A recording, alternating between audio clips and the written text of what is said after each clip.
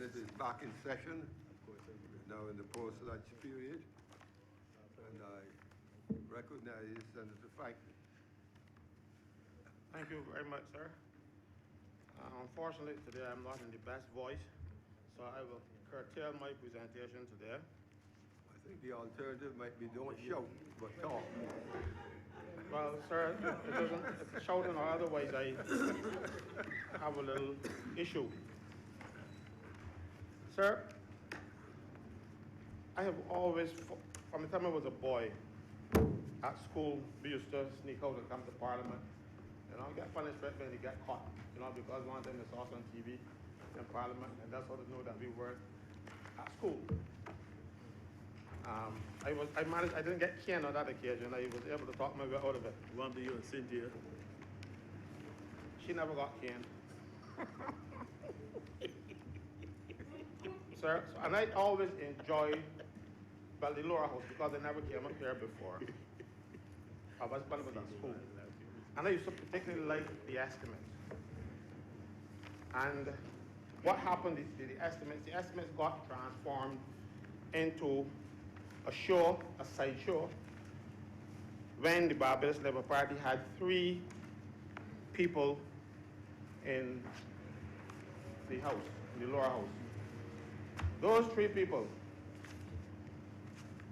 outgunned, outmarked, outfoxed, out everything the then government during the estimates debate. They spent more time on their feet than all the rest of the government people together. And that was an embarrassment to them. So thereafter, what the government did was to institute a procedure where everybody would have a second reading speech. Because prior to that, you would have the minister giving the second reading speech, then the president of opposition who shadowed, and then you went into the heads. You would well remember those days, sir. And it became farcical because for 5 days of the estimate, 3 were taken up with second reading speeches, and then you had half day on Thursday and Friday up to 6 o'clock to go into the heads. And sometimes they did as many as 2. It was a shameful practice, and I always agitated for government to resort to the old tribe-tested system, the system that practiced at Westminster. And when government changed, they thought, well, having gone through that experience, that the Barbados, the party that now in power, would say, well, look, we suffer through this nonsense. We ain't going to institute it. We ain't going to do it. We can follow the rules. They did the same thing to their opponents. And the estimates became boring, repetition of people talking to their constituents, but never getting into the heads. So when I heard that this administration was going to change up the system, I felt good. I was happy. But that wasn't for long, because then the system now became something farcical, where ministers approve the estimates in cabinet. But this is how the estimate goes. The civil servants prepare estimates in the department. They trash them up with the minister. The minister feels happy that he can take this to the cabinet, and they go to cabinet. Cabinet approves the estimates. And when cabinet approves the estimates, they're approved for presentation to the House. Now, this is where I had difficulty with. The cabinet ministers who approved the estimates seem not to have known what they approved, because they came down and questioned the very estimates that they approved. Look at there. If you approve them, you should know what's in them. And if you approve them without knowing what is in them, you're negligent. So the sideshow that we had, and also bringing civil servants onto the floor of the House, they were not elected. Civil servants should be at the side for the minister to consult, not to be embarrassed on the floor of the House. Their jobs didn't require them to come in here, you know? And to be embarrassed, in some cases, made to look stupid for the entertainment of the public and the people questioning them. That is not their job. They advise the ministers. They're not supposed to be on the floor. They're not elected. And the strange thing is, this whole process was done without any particular set of rules, because here, even though I wouldn't do it, we can say anything in here and we are covered by privilege. But I always try to stay. I think you've gone too far. Anything. And subject, of course, to the presiding officer. But we cannot be held for defamation. You remember this, at the opening of Parliament, the Speaker goes to the Governor General and claims all those rights and privileges. Yes, one of those privileges is privilege of free speech. You can speak subject to the presiding officer's will. These civil servants have the same privilege? No, they don't.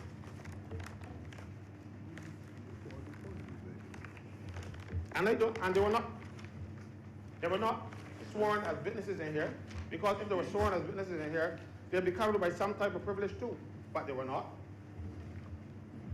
So civil servants were exposed to this farce. I really thought that you were going to do something nice and wonderful, and I was happy. But then you come and build a sideshow, and I hear somebody say, a minister saying, "Oh, minister, why are you asking a personal question? You approve his estimates. So if you approve them and you don't know what is in them, you should be in house." It's as simple as that, But my main concern is the embarrassment that civil servants were forced to go through. And a lot of them didn't want to come, Some were foolhardy and decided they want to go because they can see this up on TV. But the majority of them were scared, but fearful. And I know of some officers who, after that farce in the lower house, ended up on suspension for things that they had not done that they should have done. So they put themselves in danger. Mr. President, I do not want to see that nonsense. But a lot of people like it. No, it was entertaining, but it was a sideshow. It was more entertainment than it was. Ministers are supposed to answer. That's what they're there for. That's what we pay them, the almost big bucks. They're supposed to answer. Not a civil servant. But we are getting things in this country all messed up, all confused. And even people who I thought would know better supported this thing.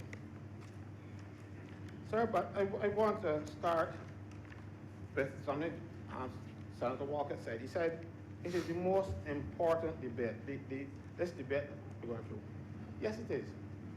Because governing is about spending the money and looking out for the welfare of the country. And you got to get money to do that. But I find the usefulness of having this grand debate in the Senate. It gives MPs the time to practice their craft and get up and talk. But that is all. Because we cannot amend, we cannot approve, or anything in relation to estimates. We just have to let it pass because it's a money bill. So again, we are in a system where we are doing these things because other people did them. And 3 days, no less. So yes, it is an important process, but it is not an important process for the Senate. We have no jurisdiction, no right to do anything in relation to estimates other than talk with them. And when I get paid to talk.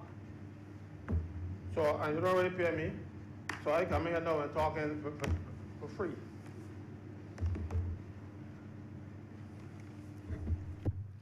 So the variation of the process that Mr. Walker spoke about is, as I said, sir, a sideshow.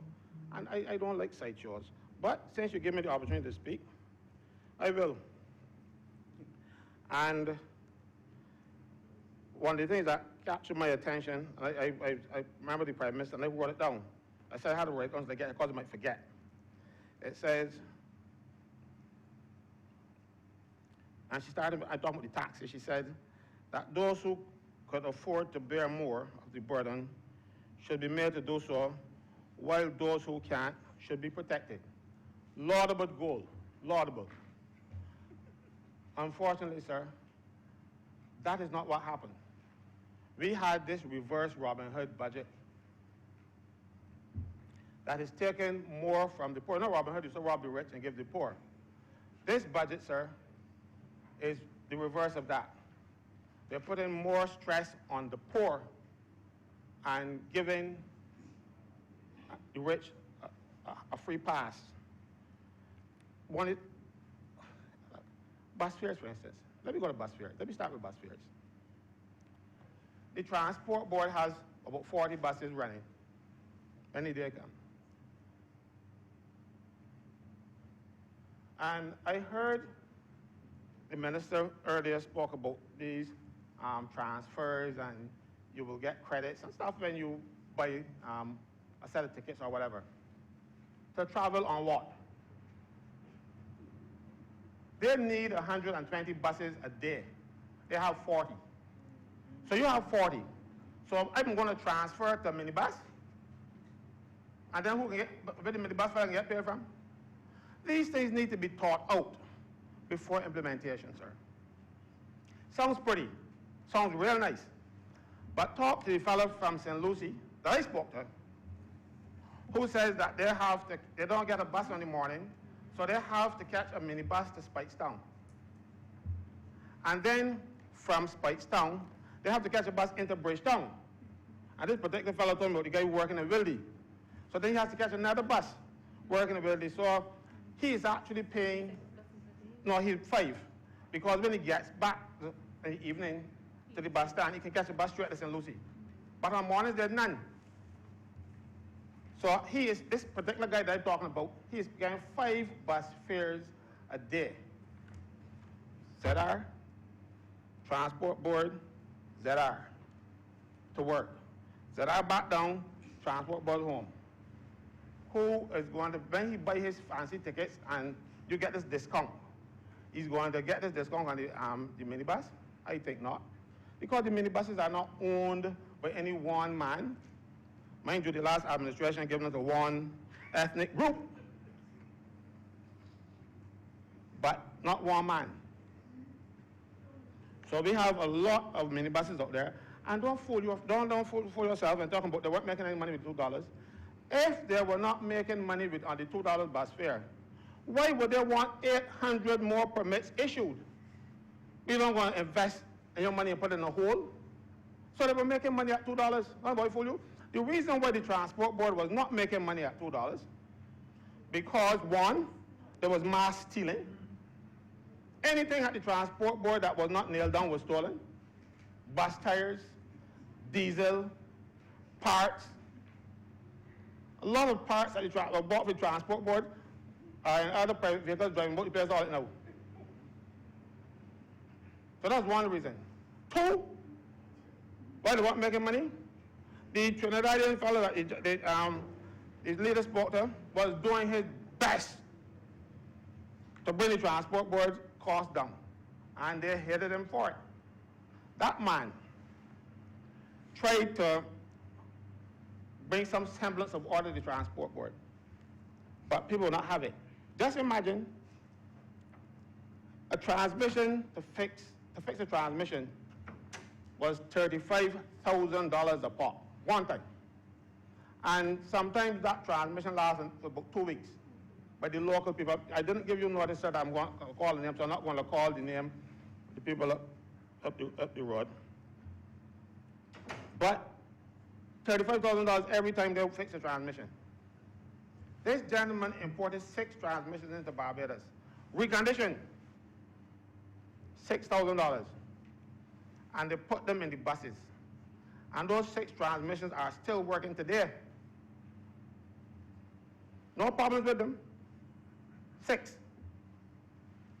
But the transport board people, or not even people, the last administration preferred to send them to a person to fix for $35,000 for one. And they didn't fix them properly. Mind you, the other company, sir, that was born out of the transport board mechanics, they were fixing them for $11,000.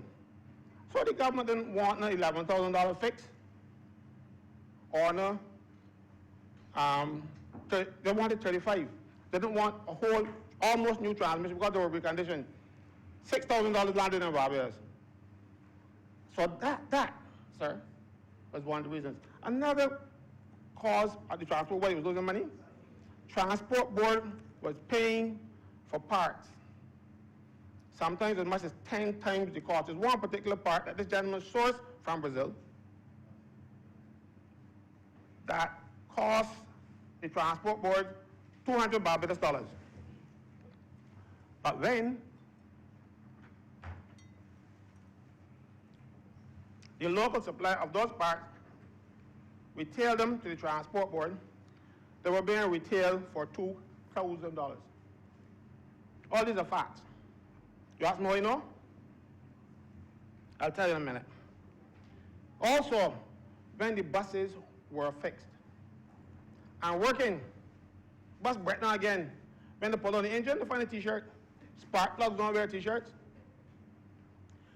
But that was sabotage. Also, those people made sure that the last administration was voted because they made sure they didn't get any buses, you know. It was sabotage. And then to blame the Trinidadian fellow and say that he was working, he was a godsend. But they sabotaged everything that he did to the detriment of the transport board, to the detriment of their jobs. No, because the people who they were doing it for, the sabotaging for, starting to fire them.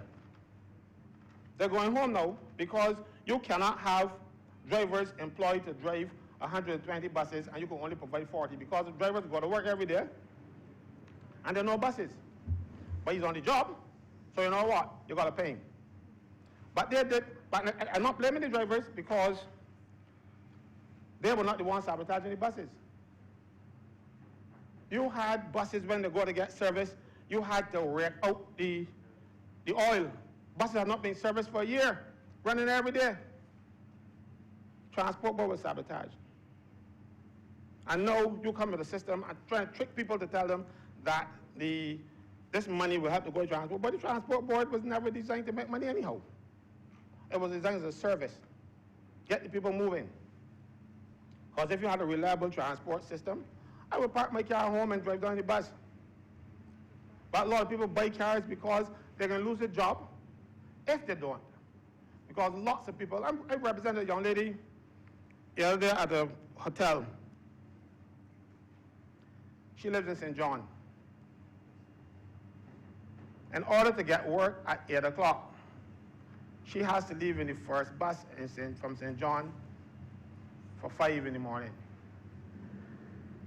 And you know, when she leaves work in the evening, sometimes she gets home after 8 o'clock at night because there are no buses. So when you give me discount on my ticket, what is discount going to help her? Excuse me, when there's no bus.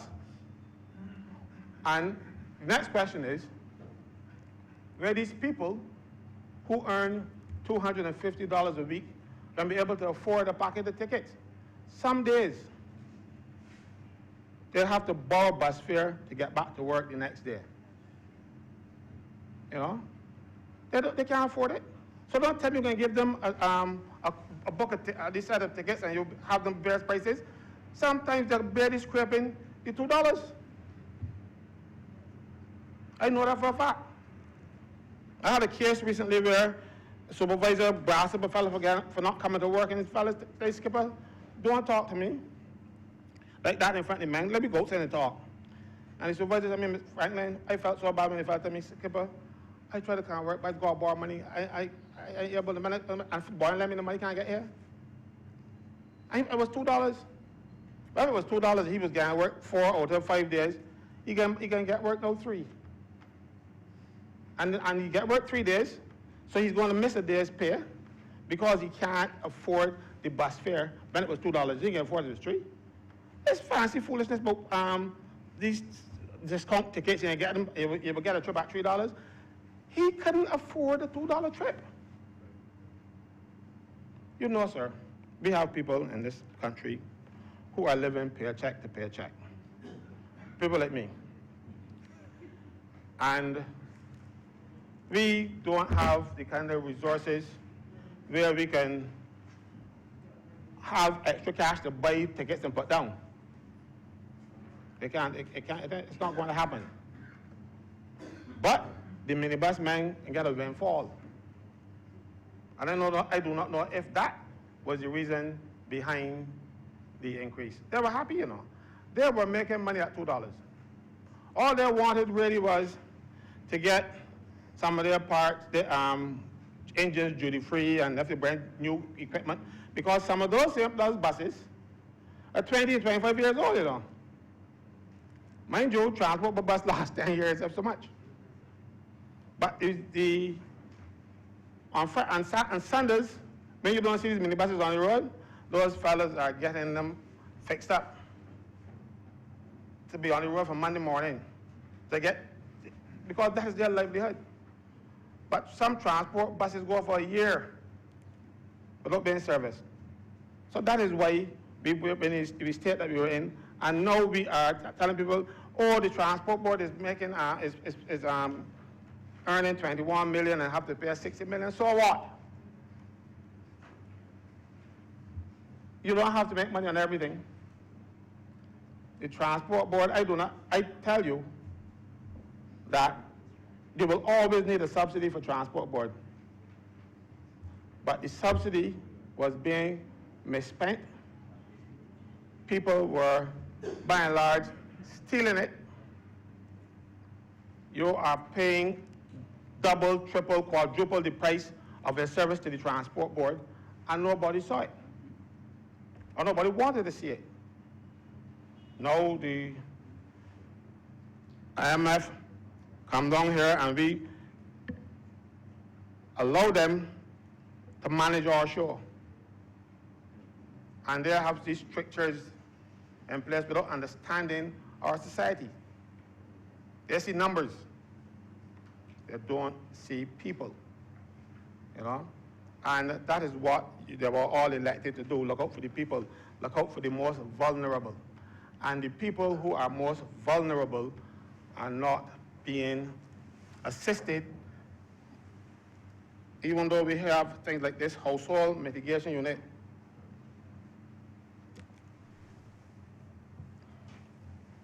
I know of persons, you know, the government when they announced, they said, no 2 people from the same household will be going home. Tell that to the husband and wife who are now on unemployment benefits and waiting for them. Yeah.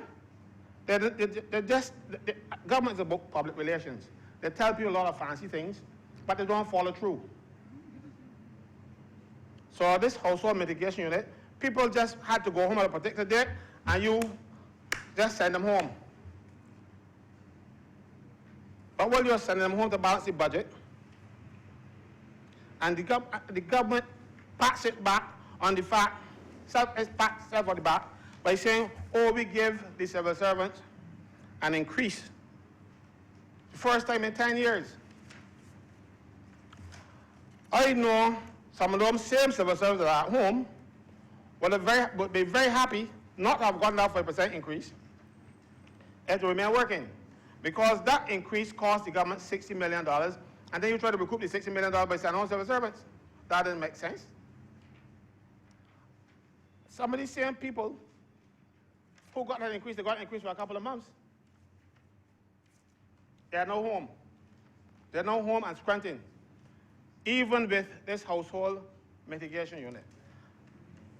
So you sacrifice those people at the bottom, you send them home, and increase the salaries for the others, to the extent where you have situations, and the lawyers in this chamber will tell you that the courts ran to a halt because they didn't have clerks, even to pick up a fine, because only the two clerks that can operate this smart stream. Smart stream is the government computer system that do payroll. And not only payroll, but finance packaging and stuff. The only two got sent home in this exercise. And the courts could not pick up a fine. Men who were delinquent with their child support cannot go and pay because they sent home too many people. They were not sending home jobs to make sure the government was more efficient. They were sending home willy-nilly because you had the deadline to send home people, and you just act. And you act at the bottom, while at the same time hiring countless consultants to do unnecessary work. Right now we have a consultant who is supposed to be responsible for, what do they call him? Director of Communications and something else. A non-national. A non-national. The government installed a non-national who helped them in their campaign in their public service post. A public service post that is at S5, but they pay the man at S2. Because he's good at what he does with computers and all this fancy propaganda stuff. So you can bring a non-national here and send home our people. And to do what? No useful work. The work is not useful work. It is to make the government look good. Government does not need PR to look good. What it needs is to do the right thing, and people will love them for it. Certainly, the people who are suffering now ain't loving you for it. But you can find work for a lot of people at the top. Unnecessary work, because you have an obligation to help to put money in their pockets because they help you in the campaign. You have people in the good economists working in the ministries that you sideline and bring in economists with questionable qualifications, even calling themselves professor from Gresham College. Gresham College don't have a student. It doesn't issue a degree. You know, check it out. But you have a professor from Gresham College walking about the place giving advice. And he used to give advice to the last government too. And the advice that he gave in the last government caused us $60 million in national insurance money, plus more, down there in a rotten infrastructure called Paradise. But yet still, they bring him in. For what? I don't understand it. You are disadvantaging the poor and helping the rich. Reverse Robin Hood, sir.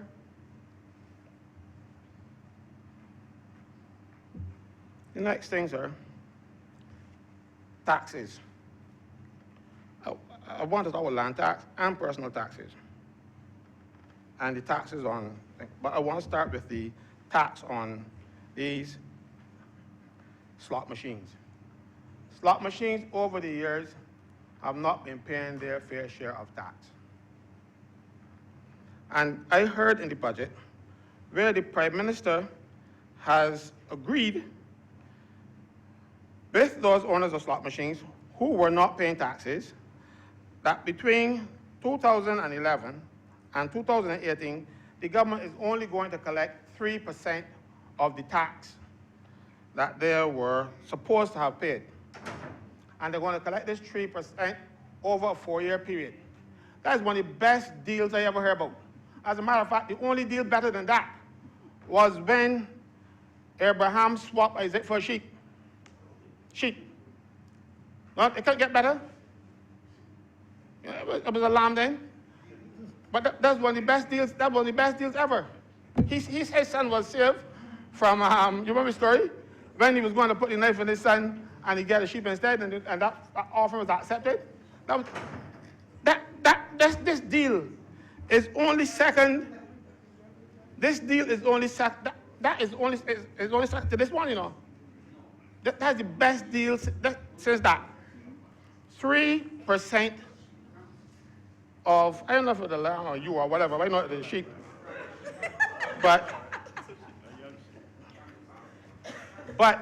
3% between the years of 2011 and 2018, people didn't pay the taxes. And you are penalizing the poor people in this country for every kind of tax. You imagine you tax water. Remember? And these people got so much money outstanding, and then you can take only 3% from them and then take it over 3 years? Well, they might be the happiest people in the world. Tax avoidance or tax evasion on which is which? Is evasion is they get locked up for? It's like locked up for that. You know, I don't understand it. But yet still, we have a sewage tax that every person that got a little pipe running in the house, or some of them who don't even have the pipe in the house, the pipe runs from the road to the yard, and you got to go and do everything in the yard. And you're paying a water and a sewage tax, to call it. Mind you, when the Urban Development Commission and the Rural Development Commission were established, one of the amazing statistics was that there were 6,000 households in Barbados that didn't have toilets. And 600 of those were in the urban area alone. Them fellas, you know, still taking out the poor in the morning, and you making it pay sewage tax. That's unfair. And then you can ease these people who cream off millions of government money and penalize. You know what it is? A fella his water bill is $32. $32. And the tax on $32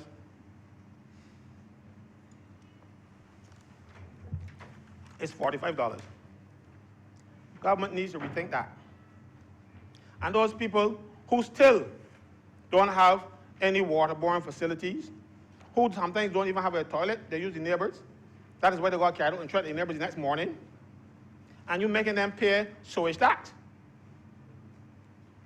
This government in real, you know. The government is supposed to protect the most vulnerable in society. These big ups who can afford all the taxes, because when you operate these one-armed bandits and things, let's call them one-armed bandits still, they can afford to pay taxes. But you put in the tax on the poor, the poorest of the poor. You're raising bus fares on the people who have to travel on buses. You also taxing, and the thing is, again, sir, you remember I spoke about it in the previously, when they talked about government imposing VAT on online purchases. That wasn't supposed to help government revenue. That was supposed to help the people who got money downtown, who saw their, that some people were not coming to buy stuff anymore because you can purchase them online. So our government decided, because they're being lobbied by the chamber of, what they call them, Mr. Abed was the chairman at that time, I think he still is, were lobbying government to put the tax on those purchases so it will make it prohibitive, and they will come back to the stores in Bridgetown and buy, you know? But why should you buy from them? See this shirt, sir? I bought this, thank you. I bought this in St. Lucia. Yes. At Hobbies. And I paid 45 EC dollars for this shirt. So I'm curious now, I go into a store not too far from here. I with my shirt, label says the same thing in the neck, same type of material, $103. But they pay $45. But to be completely honest, there were 50, $49.95. But because they buy enough, they give me a discount. They give me a discount, precisely, right? 40, yes, I bet you're good, you're good. $45. These are being retailed in Bridgetown for $103. They come, and I think that's 45 EC. EC dollar is worth 73 Barbados cents. A Barbados dollar is worth 100 Barbados cents. And I'm paying $103 for this. That is why people don't want to shop in Barbados. They are price gougers. The people in St. Lucia ain't getting them a better price than the people in Barbados. But they want to force us to buy in Barbados, and the is a willing accomplice in robbing the poor people in this country. I do a little bit of shopping on Amazon when I find a few dollars here or there, you know. And the prices, but not yet. But I don't know what you're going to do, because let me tell you something about that VAT, you see. When my goods come into, when I import them from overseas, all it now, before the VAT is implemented on the online purchases, I was paying VAT at the harbor or the post office, depends where it comes in, you know. So why would you now decide, I want to pay the VAT up front? Right? No, I'm answering you. The VAT is going to be collected when you collect the goods. So why is the urgency for you to pay it up front? Why? You want to make the cost prohibitive so that people like me, you know, can't afford to purchase online. And that is why the government is a willing accomplice in impoverishing the people of this country to the benefit of their friends in the private sector. Price gougers galore. The Leader of the Opposition, during his presentation, spoke about the hotel room rate. And I don't know why he didn't tell the people that I told him that the hotels, the government, you see, the government got to know what they're doing business. The government cannot or should not just put taxes on people. That people have to plan. The hotels book their vacation packages sometimes a year in advance. And people would have paid for their packages only to come to Barbados and enjoy their holiday. Now the hotels were forced either to absorb that cost or go back to the people and say, you know something, the government just put on a tax, so you got to pay the money, and people can be vexed because some of these people are poor people who saved up and scrunted to afford a holiday. Then you put an additional tax on them. What one hotel that I know of, because I represent people there, had been doing is to take the service charge that was part of the people's package, and Senator Grant, please listen to this. They took the people's service charge and pay for the room rate. They didn't put the charge onto the customers or did not absorb it. They stole it from the workers. And I can give you proof. And I will. Oh, thank you. I can bring you proof. Or I can send you to the person whose hotel did it. All right? So, that, and the Leader of the Opposition, he didn't want to call my name. Anytime I tell you something, you could quote me. Anybody. Because I ain't going to tell you nothing that I don't know to be untrue. I don't defame people. Because it is not defamation to tell the truth. Don't mind how hard that truth is.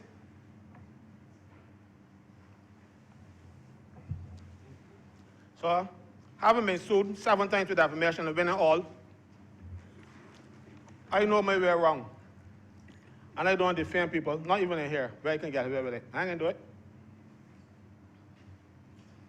So, government, sir, has to reorder its business to take care of those who can't take care of themselves. Let me deal, because I don't want to talk too long, so let me deal with the civil service aspect of these things before we get away. Government sent home a whole set of civil servants. The Prime Minister is saying 1,500, and the gentleman from the IMF is saying 2,500. I will never call the Prime Minister a liar, at least in here. But I have questioned those figures because they give me some figures, and the amount of people that are going home, they can't be 1,500, no, 1,500 will be bypassed by now. But this is what you have done to these people. You give them a payment of something like severance pay if you have between 2 and 9 years. If you have 10 years or more, you are no pensionable. But because you are pensionable, you are not entitled to your severance pay. And they were saying to you that you will have to wait until you reach 60. But to my certain knowledge, one of those fellows from the drainage place, he was working from the time he was 18 and accumulated 10 years. He's now 28. And government said to him, you have to wait until you reach 60 for any compensation. You know, when I was 28, I never thought I would get 60. You know how far that is? You really serious? I cannot imagine 28 and I think about 60, the one thing about them. And what's going to be painful when he gets his maturity at 60, or his pension at 60, is going to be based on the salary that he was getting when he was 28. How can a government that says, cares, how can a government that professes to care do that to its own citizens? Mind you, sir, government is exploiting a loophole that was created with the Winton Campbell case, where the Court of Appeal, without understanding what went down in this house, says that Campbell was not entitled to a pension, but because he can continue to get it, but nobody after him will get the pension until they reach retirement age. That was never what the law intended, and that was never the practice. The law public officers were supposed to be permanent people, so there was no anticipation that they would have been made redundant or that their jobs would have, or any severance. So our government never provided for them through national insurance like other people in the private sector because it was not anticipated that they were going to be sent home. Plus, and in the odd chance that they were sent home, they were given their pensions early until such time as government could find a job for them. And the law required that if you were in receipt of your pension and the government offered you a job and you didn't take it, if you are below pension age and you didn't take the job, you will lose your pension until you reach 60. No, sir, that cannot be compatible with what the government is saying, that you got to wait till 60, because in one instance it's saying if you're getting the pension before you are 60, and we offer you a job and you don't take it, then you will lose your pension. But how could you be getting it before you reach 60 when the government interprets the law to say you can't get it before 60? So something is wrong with that logic. But by the time the poor fellow who is not working get to take his case to the CCJ, he ain't gonna get there. Simply because he doesn't have the wherewithal. And he does not have a lawyer with your skills, sir. Don't be modest, sir. You know very well what I'm talking about. You have great skills. And I would have liked to see you argue that point. You, your brother, and one or two others, but no more, to argue that point. It is unfair. And then you are telling these people they have to wait the 60. But now, in comes one of the unions, and not the one represented by our senator, to propose to the government that they will bring forward the gratuity so people can get it early. Now, if you pay me my gratuity, that means you start my pension, you know, because gratuity is 1/4 of your annual pension, but by 12. The reason for that, back in 1947, when the actuaries worked out, they said that the average fellow lived to 67.5 years. So when you retire at 55, they used to give you that gratuity, that lump sum gratuity, which is the 12.5 years, and you would then get a reduced pension, which would be in the 3/4 that's left, and you would get that in monthly increments. No, sir. The people who are not entitled to pensions in the public service, let's say we have 2 people working in the public service, one on contract and one working as a normal civil servant entitled to a pension. The guy who is working on contract gets 20% more than the guy who is doing the similar job, same post, he gets 20% more. Why? Because that 20% is supposed to go to fund your pension. It is not the person's fault that government didn't put the money there to allocate it and they have to find it out of current revenue, because they should have put it down. Because that money is a deferred earning. That was your money. So what government is doing now, sir, is taking your money and compensating you with it. You can't get it worse than that. In the private sector, if you have a pension plan and the company decides we're going to send home some people, you get a severance payment, but your pension remains intact. They don't take that pension and compensate you, like what the government is doing. How can government be treating people worse than the private sector? And paying you with your own money? I go pick your pockets and take out your money and pay you for something I owe you? But that's what the government is doing. And to my, it hurt me to think that it was advanced by a trade union. I wouldn't call the name, sir. You are paying people with their own money, and government thinks that this is fair and this is right. In the private sector, you get your pension, you get your severance pay, and you then could draw your pension subject to the 25% withholding tax.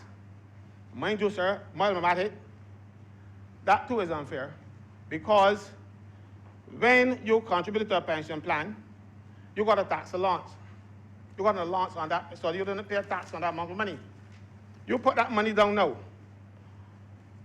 Okay, so when if you took it out early, it was fair for the government to claim the taxes.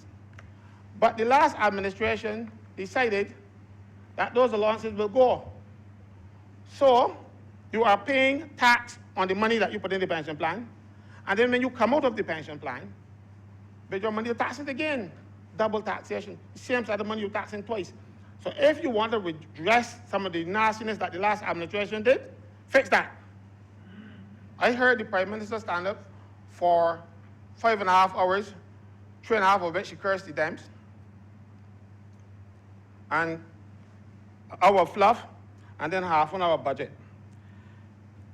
But this was these are some of the things that you need to fix, because it is hurting the workers. It is unfair to the workers. And government is doing everything that is unfair to workers in this country, and they are not being represented. Mind you, they should be glad that I'm not representing the majority, because this thing would have shut down already. You imagine, sir, Sanitation workers, some of the lowest paid people in this country. They work Monday to Saturday. And if you want them to work on the weekend or at night, and they want them to work at night,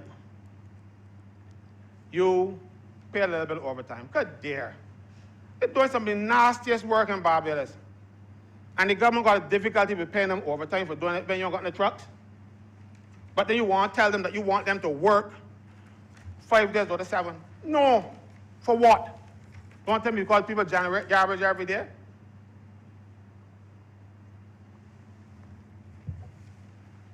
Those people deserve a little peace too. So let them get you overtime. Look, you don't have any trucks. So this same truck that you work, that this fellow driving this morning, it serves 3 shifts. So, because it's serving 3 shifts and you don't have a time for the bus that truck to be serviced and put back into service and after it's fixed up, it breaks down quickly. So now you had at one stage about 6 trucks. And the government now coming here and they're finding a situation where they ain't got any trucks. But rather than say, well, let me continue to pay the people for the overtime when they deserve it. Because let me tell you something. Sanitation workers in Barbados are so poorly paid. You ever saw a black sanitation worker in New York? Money too good. But we pay the people pittance for the kind of stuff. You tell me when you're driving behind a sanitation truck, if I was picking up garbage and if I was crank up that thing and squeeze out the juice, and you can't tire drive through it. When you get to work, you want to wash off your tire and spray Clorox, spend all kind of thing. Men stand up behind that all day, and then you don't want to get a little bit of overtime? I'm finding ways in the Prime Minister, they're trying to address them and trying to persuade them not to take overtime. But you can get overtime to a lot of consultants that ain't worth it, that ain't doing nothing in this country for the country just because they help the BLP, they ain't power.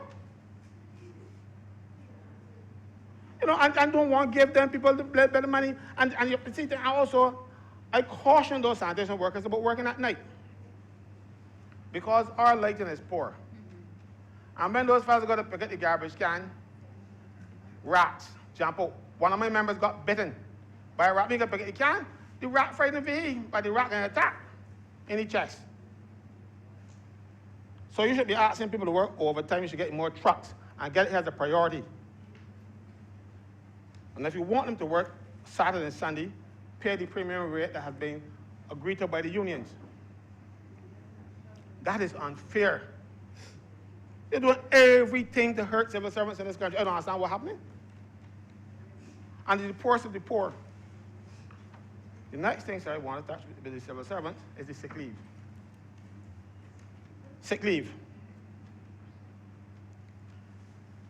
I worked as an immigration officer in a building that was condemned in the 1980s. That building was only vacated at the end of last year. So from the 80s right through to last year, people were working in that building. Some of them just getting sick and sicker and sicker. And trying to go to work, And now we are hearing that public servants get them sick leave. You want to know why they get them sick leave? Because you put them to work in conditions that cause them to get sick. I know of one girl in immigration who the doctor said will never be the same again because of the conditions of that building. So she took sick leave. So government don't want to propose to cut it back. No, clean up the place. You had immigration, post office, treasury building, Supreme Court. And mind you, Supreme Court now, they're finding the same mold and dust mites at Manor Lodge. So they're going to rush and get them back downtown, even before the work is finished. So if the work is finished, you're going to put the people back in that building, you get some more sick people. We had the Loyalist School that had shut down years ago, remember? Which is now a home for paroles and various other people who don't live anywhere else. And a lot of the students and teachers came down with various cancers. Also like the Nightingale Home. Almost everybody working at Nightingale Home with cancer. And you are telling me about people who get sick. You get sick because an employer at common law and also under the Safety and Health at Work Act must provide a safe place of work and a safe system of work. The government has not been doing that. And then when you make people sick, you get all this grand nonsense about people taking them on sick leave. You make the fella sick. Just last week, I had to go to Winston Scott Polyclinic. Well, that because people went in there and young mothers fighting, one with a knife, another one with a chair.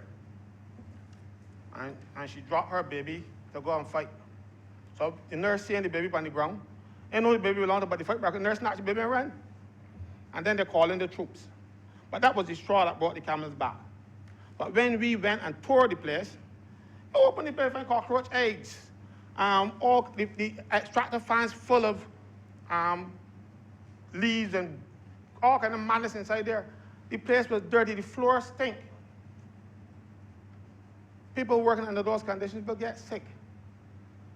And nobody was doing anything about it because government wants to save money and complaining that these people are taking too much sick leave. Put your house in order first. And I can assure you that if you put your house in order and the workers, mind you, they will still got one or two who will still play the fool, you know. But the majority of civil servants that I know want to work. Some of the, even the sick ones, come out and work.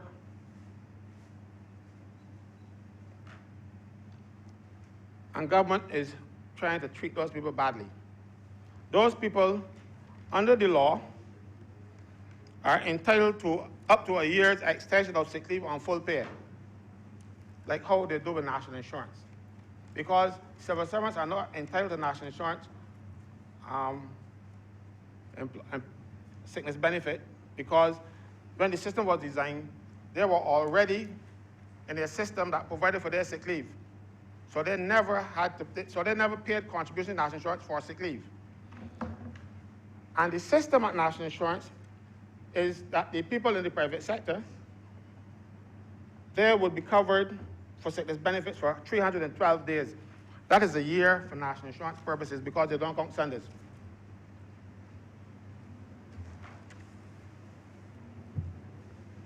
So the government was committed. 20 minutes, sir? Oh. Government was committed to, I was only planning to spend 20 minutes, sir, but, you know. Government was committed to looking out for those people because there was no provision for them elsewhere. And now you have a situation. To my not certain knowledge, it is General Order 524-1 that says extension of sick leave on full pay. Now, government wants to save money and is taking advantage of those same civil servants. You're trying to save money, but at the same time, you're not cleaning the place, you're making people sick, and when they get sick, you want to send them home early. That is not a caring government. That is not what the people of Barbados thought they were voting for. You know? You get sick. A lot of people now have to rely on the polyclinic system, but the nurse is getting sick because the conditions under which they're working. And before you fix the plant that you got, you have a manifesto pledge to open up the polyclinics for 24 hours, and you're going to do that come hell or high water, even though the place is dirty and unsuited for human habitation, but you have a promise to keep. Well, you have promises to keep, to look out for the best interests of our people, and you're in there and doing it. And that brings me to the subject that the leader of government business talk about under health and wellness. When he talk about abandoning of the elderly at the district hospital, at the Queen Elizabeth Hospital. It is not abandoning. It is a situation where, you remember, government is supposed to take care of those who can't take care of themselves. One time, when I was a boy, mostly men work and the mothers stayed at home and look up for the household and beat the children. That's what it used to do. Now, both mothers and fathers are working. When, in the old days, when the mothers were not working and the granny takes sick, they would bring she down and she can stay there. And in any event, if that was not the case, you had a district hospital in every parish. Almshouse, we used to call them in those days. So, you used to go down by the almshouse and the sister, or the matron, as we used to call them in those days, would take you in. No big formalities and that, and so you're old, you can't take care of yourself. Sister look at you, put you in a bed. Government shut down most of the district hospitals, the almshouses, that were supposed to take care of those people, and did not make any provision for them. You made a few in the where you asked private sector people to house a few, and government will pay. But that's a far substitute from having a district hospital or an almshouse, so briefly calling it, where people can get nursing care, because sometimes those old people need that nursing care that cannot be provided for at home. So when they go to the hospital, always you can take an old person, bring them from the hospital, and put them in the house and go work. That's why they are not being taken from the hospital, because people don't want to have the responsibility for killing their parents.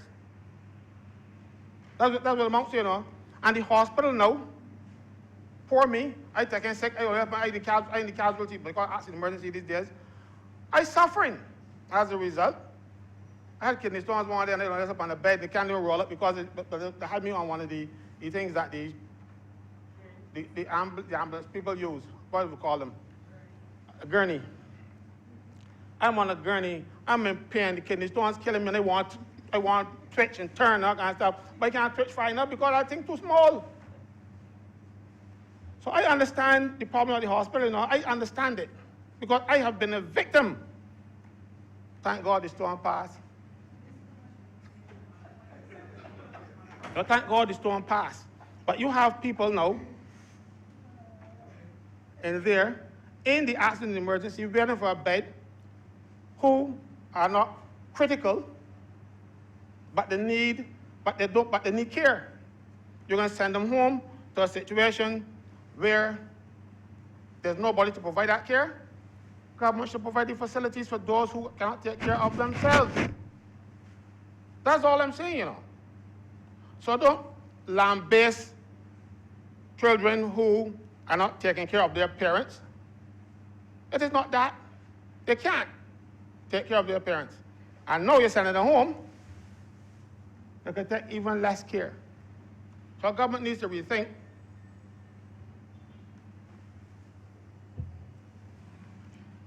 its policies about housing or elderly. Now when ministers speak about the old people, they say the people who build the country. Yes, they build the country. But when you build the country, they didn't only build it for their children, they built it for all of us. So all of us should be taking care of them. And the only way all of us can take care of them is if we have a facility that's owned by all of us to put them in. When they are, oh, sorry, I saw you doing this, thought you would give me the thumbs up, but sorry.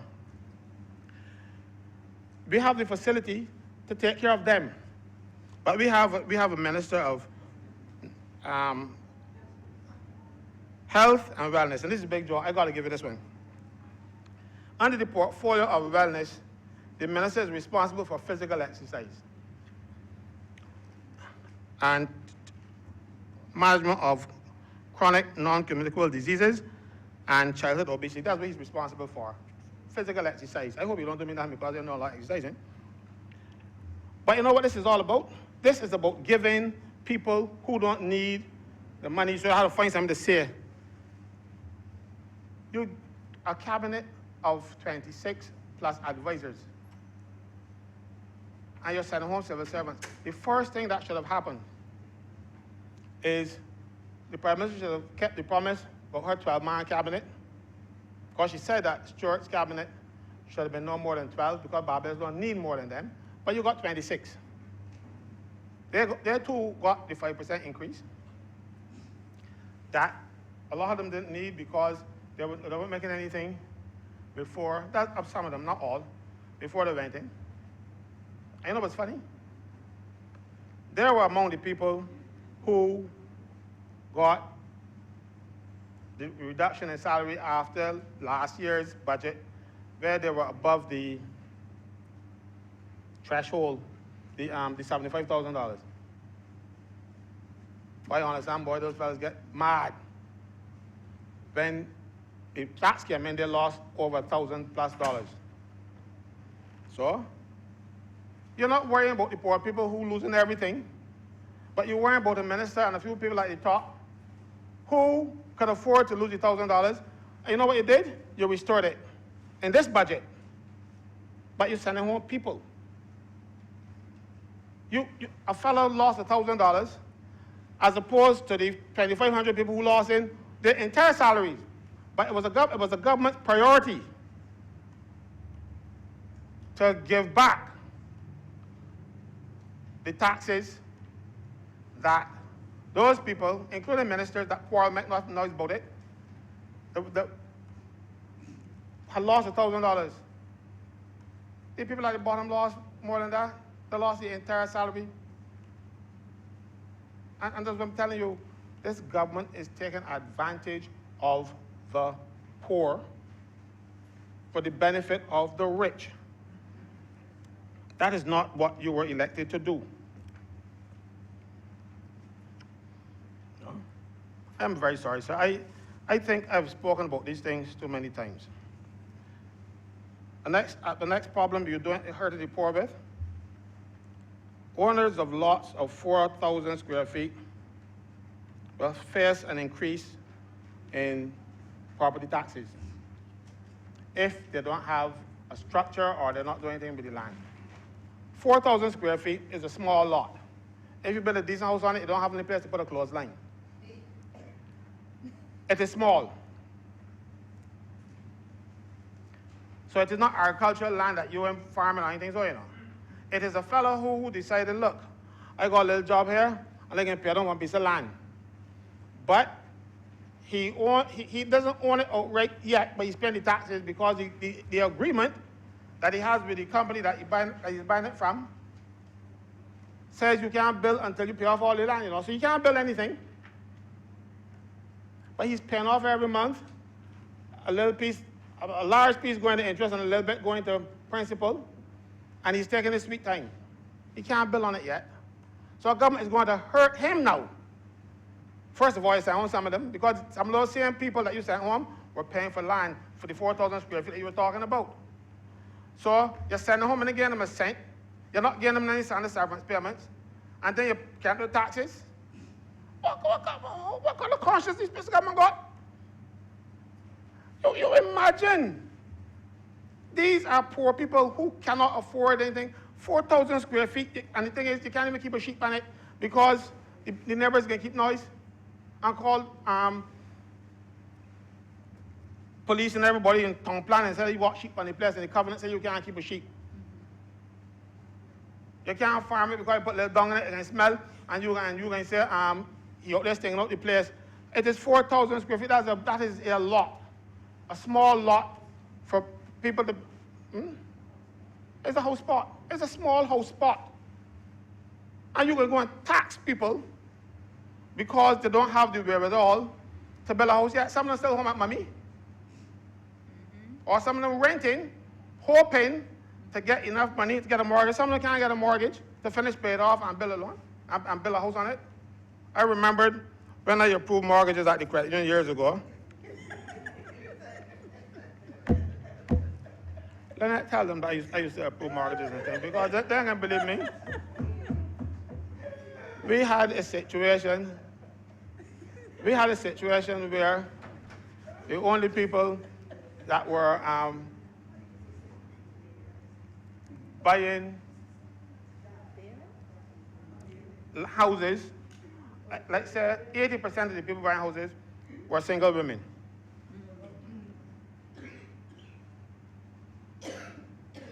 Then, out of that 20%, you had about half of them were husbands and wives, where the wife was forcing the fool to go and help build a house. And then the next 10% were single men. You sent home a lot of these mothers, a lot of these women that were buying the houses. So you send them home, you can't build, and you tax them. Well, your conscience, where this conscience gone? Them got a conscience?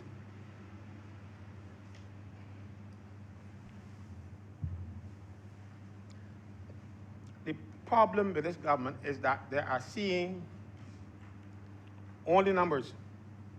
They're not seeing the people. They're not seeing the pain that they're inflicting. And you're going to come and tell me, we stay the course. Mind you, I bought the Advocate newspaper on Sunday, and I saw a government minister speaking at the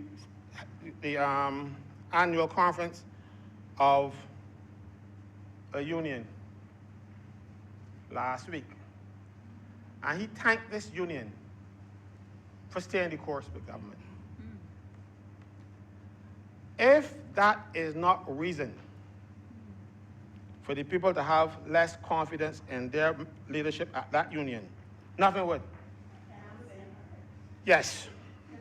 You feel good about that, no?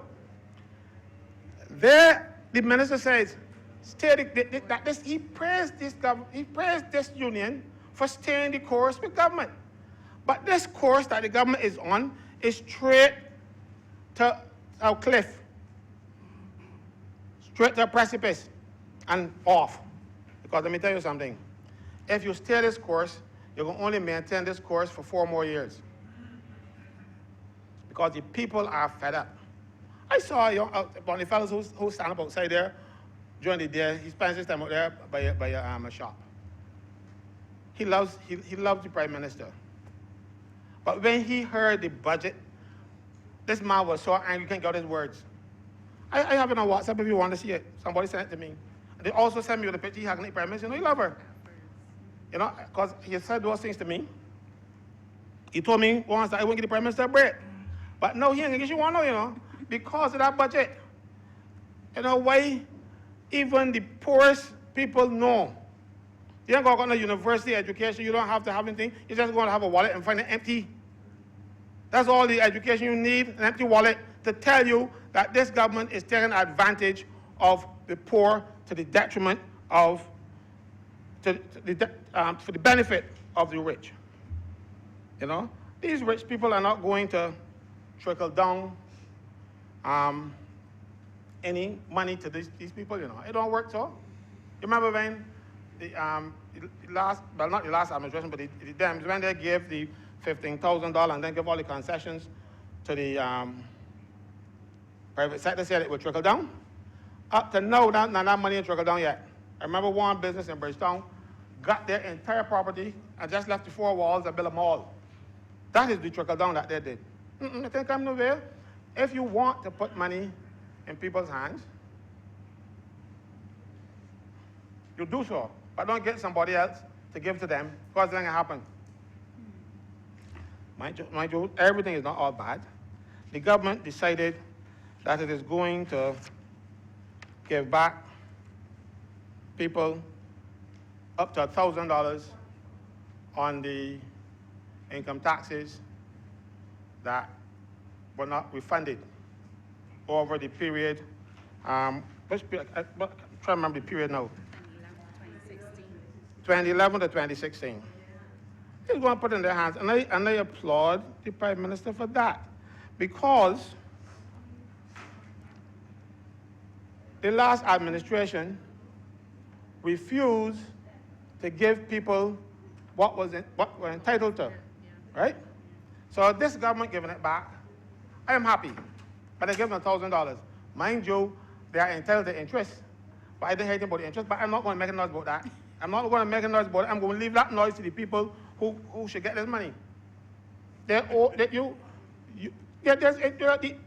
in 1986, when the Right Excellent Errol Barrow came into office, one of the things that he did, when he came back to office, one of the things that he did was to put a provision in the Income Tax Act that said that if the government owe you income tax, they're going to pay you interest. I got to find it for you. But what has been happening over the years, successive administrations refuse to give people their money and tell them, oh, but you didn't ask for it. They don't ask us when we pay late, you know. So we're going to ask them when they're paying us late. The law said you got to get them the refund with the interest, pay the refund with the interest. Don't tell me that I got to go and beg you for it. It's mine, entitled by law.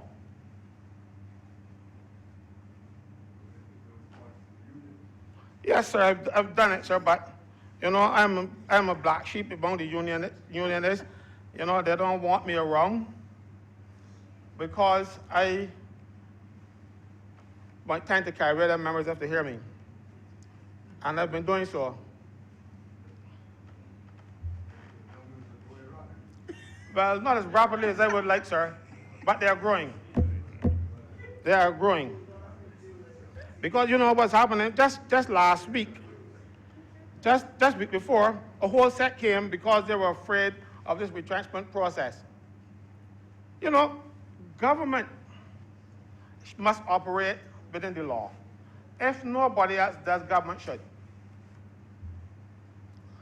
But the Employment Rights Act, Section 51, I think it is, says that this act does not bind the Crown, but it binds statutory corporations. So statutory corporations must follow the provisions of the Employment Rights Act. You know, sir, that a lot of them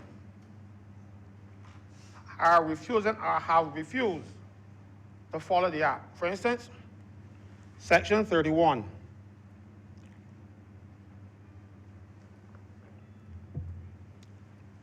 Provides that if there is going to be a redundancy, it will be fair if you follow certain procedures. And one of those procedures is that you should have a period of 6 weeks consultation with the worker, the affected worker, or their representative, if any.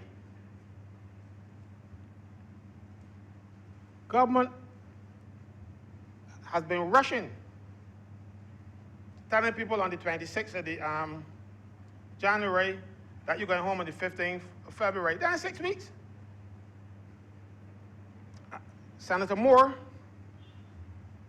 she had to write the government, but the letter was not nice.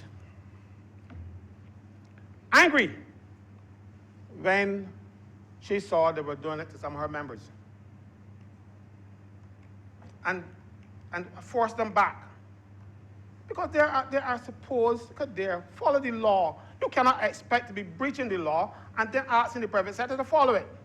The private sector can follow you. And then you are not paying people what they're entitled to under the law. As I said in the Senate before, some private sector people are telling workers that if we send you home, and we know it might be unfair, but it can take 4 years before the tribunal, so take 50%. And workers have been doing so. Government doing it too. And along with, and they're telling me that these entities don't have money to pay. These entities belong to government. And if they've got money to pay this barrage of consultants that are not necessary, they should have money to pay people who they're sending home. Unnecessarily so because government services have suffered as a result of the retrenchment. These were not people who were there because you had to give them a job. These were people who were doing vital work, and you send them home. Now you have a bunch of people who ain't got nothing to do, like a set of ministers. I mentioned in this Senate before already that when Senator Greenidge was Minister of Education, the portfolio he had now has 4 ministers in it. You know? Yes, he could vouch me. I'm there. If I am there, I would give you a let him sit down. I would sit down and give you a let him tell me that I'm wrong. His portfolio that he was managing,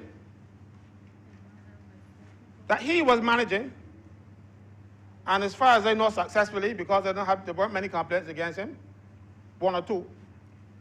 You know? There weren't many complaints against him, but he was managing. Now you come in and take that portfolio and split it up in 4. I'm talking about many hands-made light work. It is many MPs need jobs. That's what it is all about, because they got nothing to do.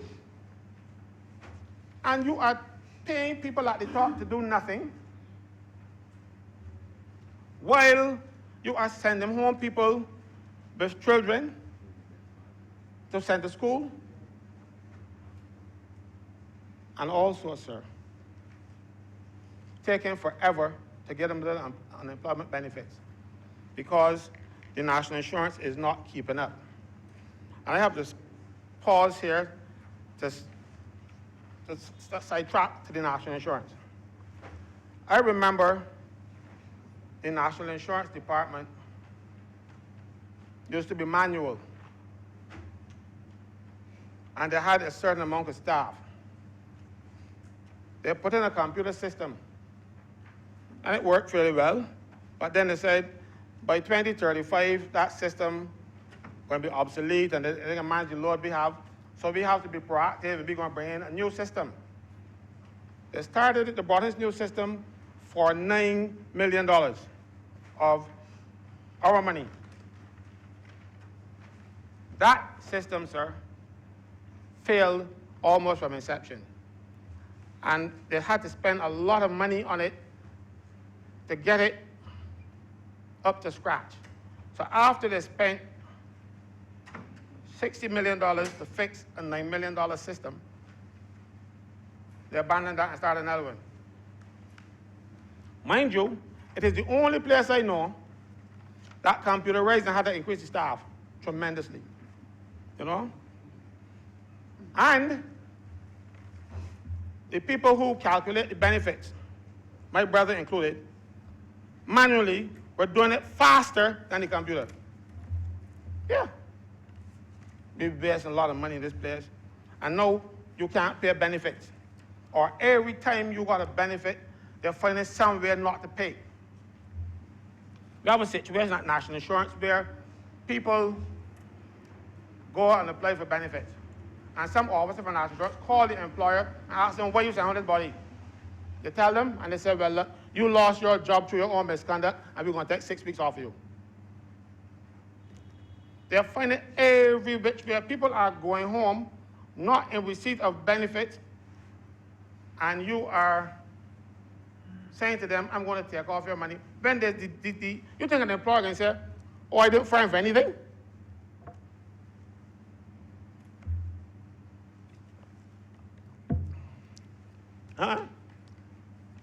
An employer can say, are you fired for nothing? So they're taking the word of the employer over the employee to establish that the employee lost the job through his own misconduct and deducting people's benefits. They're doing it too often. It has to stop. It's their money that they put down there in the eventuality that they're going to become unemployed. And then some overzealous officers at the National Insurance, this is not a minister problem now. This is a civil service problem. Their officers feel that they have to protect that money from the people who own it. It's theirs. Pay them and stop this nonsense. Too many people are being disadvantaged. I couldn't help that, so I had to speak to that. Because I see it all the time. And a lot of people come to me and ask me to do an appeal for them. And it wastes a lot of time. And mind you, I don't charge for those.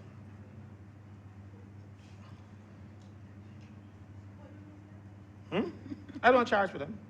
You know when they pay before you, I don't charge. That's my community service.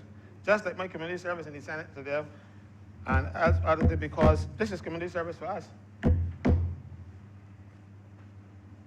I don't charge. They pay me a stipend of $1,400.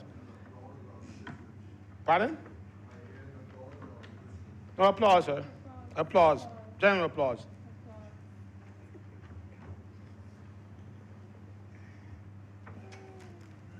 So, sir,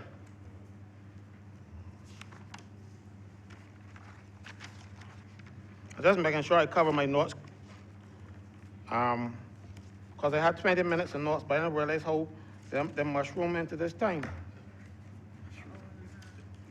And another thing, sir, I want to talk about, and it was a note from the leader. He's saying about training nurses, and we can export nurses and stuff. Nurses would like to work in Barbados. I remember we had trained some Barbados nurses. When we had the Centenary School of Nursing, they used to produce some good nurses. We won the community college, and all of a sudden now, it's more stressful. The nurses are not passing what they call the regional. And I remember some years ago they imported nurses from St. Philippines, from Guyana, St. Vincent. But you know what was happening to some of those nurses, right? When an old lady comes to the hospital and says she boxy hurting, the nurse said, no, what boxy did? We got them in all the beds and thing. So let me train our local people and bring them up to scratch. Don't let me, because what we have been doing is to train our nurses, and then when they see an opportunity outside, because mind you, nurses are not well paid, you know. Nurses are not well paid. So when they get the opportunity, and they do get the opportunity, some of them leave. And then you have to start all over again. So I'm also making an appeal for more relevant training. And why I say this, sir, at a district hospital that will remain nameless on the floor of this house, I will speak to somebody else outside because I don't want to frighten anybody. Only registered nurses.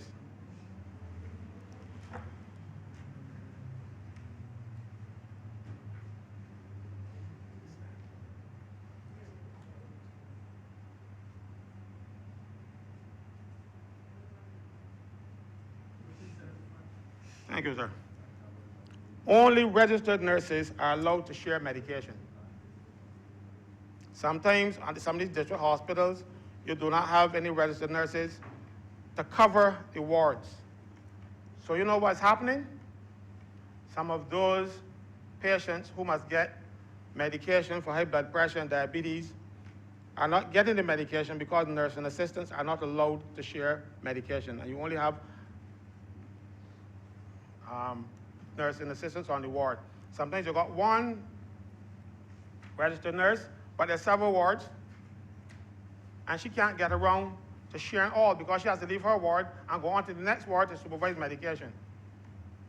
We need to do something about that, because I don't think that is a way to decrease the numbers in the district hospital by not giving people the medication. I'm very serious. I have this on very good authority that some days, especially at some nights, patients do not get their medication because there's no nurse to give it to them. We have to look at it. And then you will hear a little call saying that your grandmother or your grandfather or something has passed. But you said, but only last week I came, he was so good, you know why? Pressure shoot up, stroke, dead. Because we don't have enough nurses and enough trained nurses in Barbados to do a simple thing like giving up medication. And that is a failing on the part of the government because they are supposed to look out for the welfare of the most vulnerable. These people are the most vulnerable. You know? And if you don't take care of them, you don't take care of the poor, you know? You know, in other religions, we call ourselves Christians, but the people, Muslims, they take care of the poor. Now they got something called zakat. And you contribute to that and just take care of the poor people. If you ain't got nothing, so if you ain't got nothing like this, the government has to do it. The government cannot fail because there's an IMF program in place and we ain't got the money. No, that's not good enough. We have to look out for them first. Those are the people who took care of us,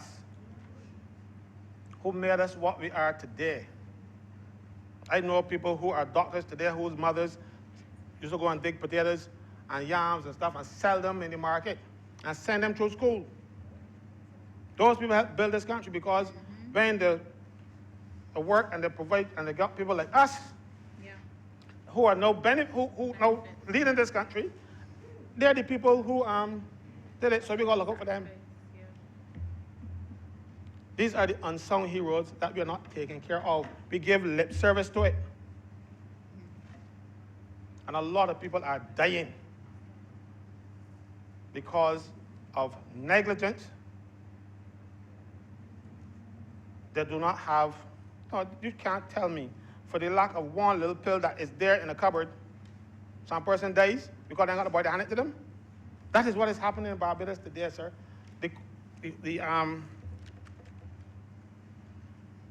The fact that these things are hidden, well, from today, I don't want them to be hidden anymore. I want the country to understand that when we refuse to take money from those people who can afford it, the same thing the Prime Minister said, those people who can afford should be made to do so, who can bear more of the burden should be able to do so. Those people are only doing so by words, not by actual cash. They're not paying it. And we are suffering as a result of the people not paying their relevant taxes. And then, sir, and I can finish on this score, you fail to collect the taxes from them. And you also write off the taxes that they owe. People who owe taxes for years, we went in this house in December and we write off the taxes to benefit the people who should be in jail for not paying taxes. And now, and worse of it, we are proposing also to write off the VAT from 1996 to 2000 for people who actually stole it. You know, when you collect VAT, you are doing so as an agent of the government. And when you refuse to pay that money in, you see all those ills that I'm crying about? You are depriving the country of those because you are stealing the money. And then the government would decide, oh, we're going to forgive thieves. No, the government got authority to forgive the thief. That's a crime. The DPP could choose not to prosecute, but the Prime Minister can't forgive a crime. She has no such authority. And I don't know, I understand there's a bill to that effect coming to the House, but they will have to get rid of the post of DPP because the Prime Minister now will decide that she's going to forgive crime. She cannot. Stealing VAT is a crime in this country that should be prosecuted. Prime Minister is not responsible for prosecution. And going to say that the people are forgiving you, she cannot forgive crime. I don't know who was being protected, who was being hidden. I don't even want to guess. But those people need to come before the courts and face a judge or a magistrate, I don't care what it is, and be sentenced for their crime. it is a crime to steal. And VAT money that is not yours, that you collect on behalf of the government, you're doing so as an agent of the government, and you are stealing it. And now the government is saying, we're going to forgive you. The government cannot forgive you. Our Constitution does not allow the Prime Minister to do so. So, but we are rushing these pieces of legislation through in the hope that people will not think, but I will not rest. When people are stealing again, how do you think a fellow that was paying his VAT all along for all these years, he could have said, you know, I could have waited for a few years and then we're going to pay all that, we're going to spend my pocket, and they could have buy Mercedes like them fellas that driving about them. Government has to become realistic. Stop thinking about their friends and family and look out for the best interests of this country. If you are if you are stealing taxes, if you are stealing VAT, I have a difficulty with people not paying their national insurance and their income taxes, all right? But sometimes if you're in business, you might not make enough money to pay the salary and the taxes. You might only, when you calculate, you might only have enough money to pay a net. But you have to record that you deducted money from that up your pocket, you know. VAT is not like that. VAT is money that you actually receive. So when you receive it, pay over. Yeah. And when you find that if you account for it separately, you will know that I got $100,000 in this account that belongs to the government, won't pay. But having not done so, the government is proposing to give away money that is not theirs to give away. Sir,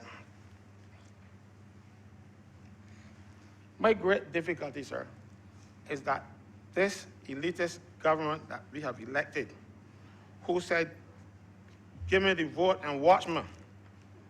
The people are watching, and they don't like what they're seeing. I have highlighted a few. There are many more. But as I told you, when I stood up, I was only going to talk for a few minutes because I have a little difficulty with my throat. And so I will save them for another time. But sir, I ran out of water, and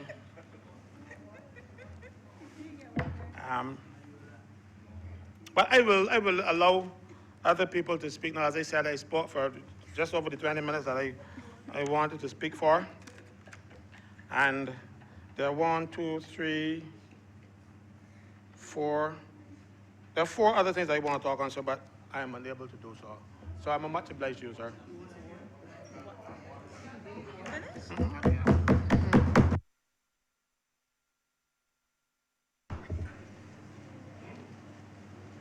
I recognize Senator Nurse.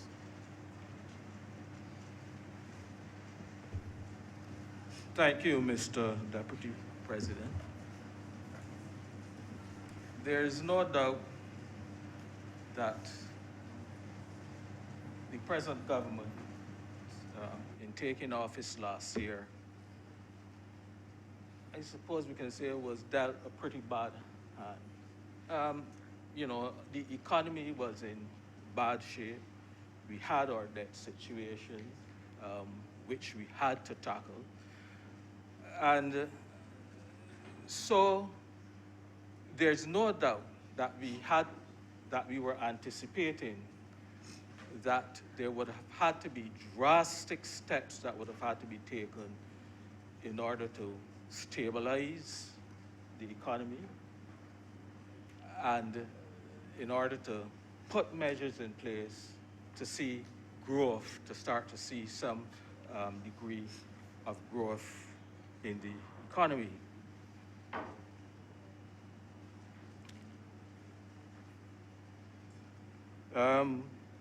And I have to say that the government has made some progress in some of these areas. it is heartening for sure to see that we have been able to reduce our indebtedness in the space of that 10 months from 170% of GDP to GDP down to 125%. And we trust that as government is projecting by the year 2033, I think it is, that we will see by 2025, I think it is, that we will see a drop in that ratio, a further drop in that ratio down to 60%.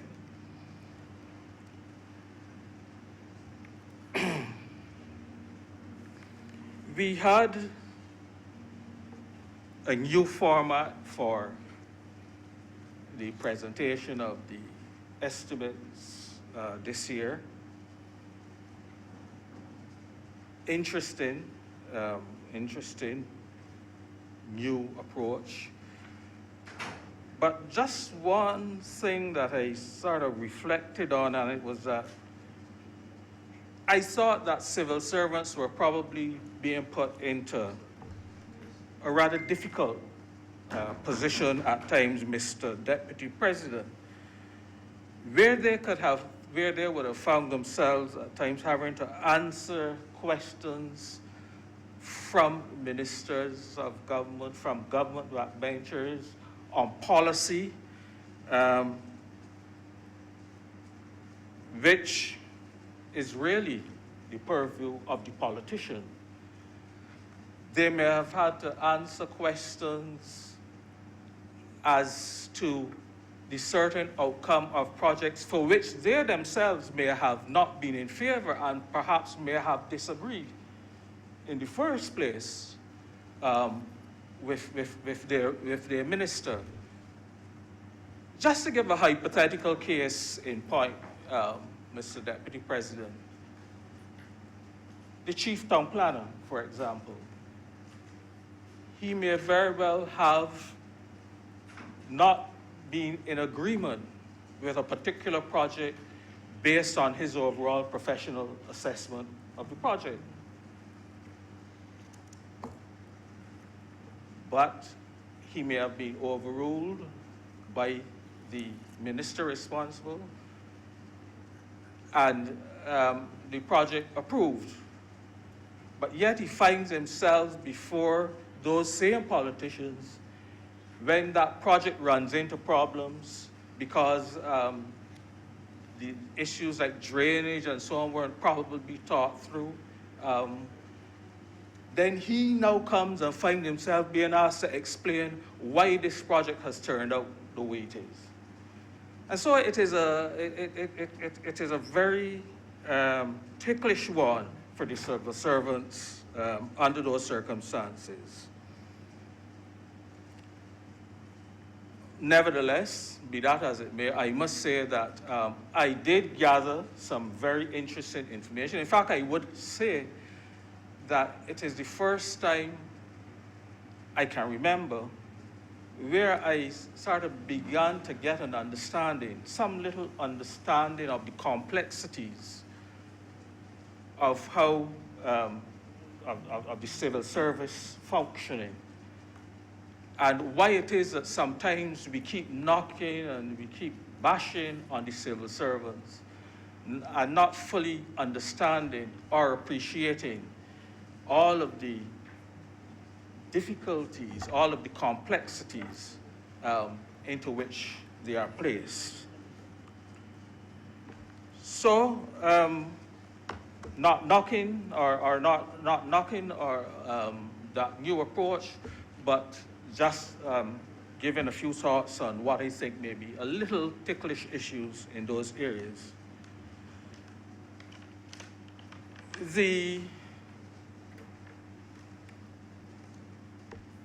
This year, the budget was intertwined with those presentations, and so it gives me, of course, the opportunity to just look at a few of the budgetary measures that would have been introduced, and to just make a few comments on some of those issues. One of the things that I seem to detect, this government seems to be going in the direction of indirect taxation, and in more cases moving towards tax on assets. And we saw that clearly in this budget, where, for example, land taxes were increased, the rate of land taxes were increased, but on the higher properties, presumably to not to further burden the middle class or the poor folk who, in a lot of cases, have been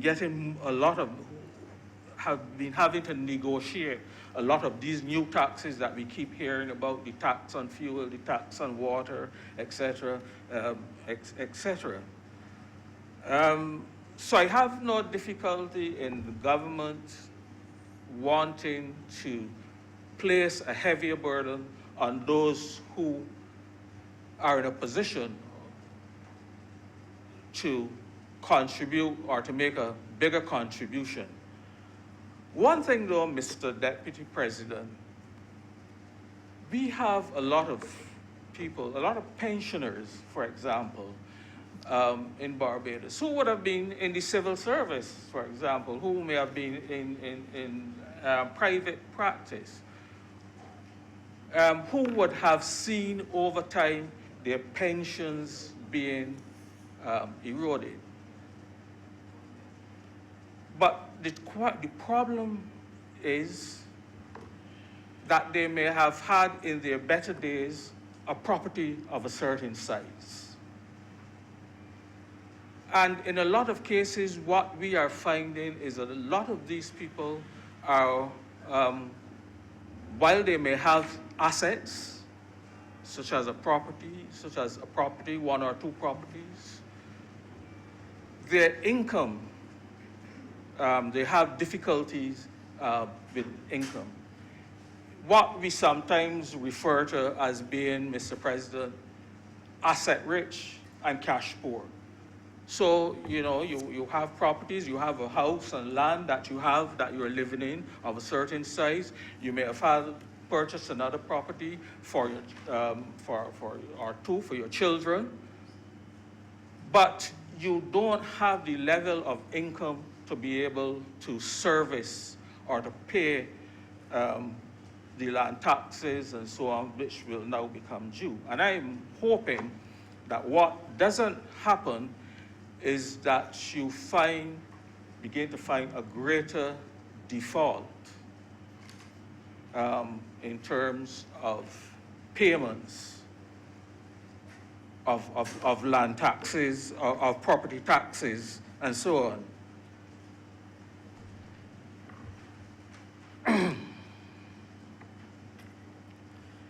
I noted too, of course, that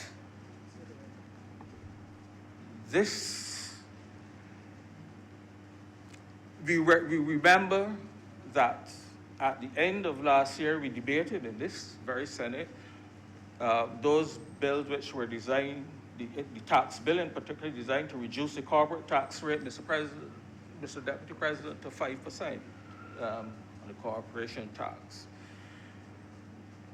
I am yet to understand or to get a sufficient, or to hear a sufficiently deep explanation as to tell me where government, and I've looked into the estimates of revenue and expenditure, to tell me where government is recouping that loss in corporate taxes. Because I haven't seen any drop in the income tax rates, in the income tax revenue. And it would be interesting to hear from someone, government minister or otherwise, where this additional corporate and income tax revenue is being made up. And I go further, we now have, in this budget, the Prime Minister announced further adjustments to the income tax rates, which will, in the 2020 year, cause less taxes to be paid. And furthermore, as we recognize, there will also be a reverse tax credit, which is being adjusted, and also a credit which you will be entitled where your income is under a certain amount when you file your tax returns. So it is a give back, a pretty significant give back to the public. And so I would be interested to see how it is being made up in the revenues, which haven't shown any reduction from the previous estimates. Important for me is the question of what growth areas will the government be looking at other than tourism? Haven't heard, Mr. Deputy President, a lot of talk in all of the discussion about any other growth areas other than in the tourism sector. Yes, we have heard about some projects that are supposed to be coming on stream. It seems that the government has now bought into the Hyatt. It seems as though we will be going forward with a few other investments, but I'm not so sure even in terms of those tourism investments. I didn't hear a lot about the investment at Sam Lord's Castle. Is that still going ahead? Is that what is happening to that particular investment? I haven't heard anything about the Four Seasons project. Is that now a dead? Is that now a dead project? Will that be resuscitated? Are there any proposals that government is thinking about or looking to do in terms of getting that project up and going again? That occupies a significant area of our beachfront property, a significant economic area. And I would like to think that that project or the project in some other form cannot be resuscitated to the benefit of our overall tourism investments.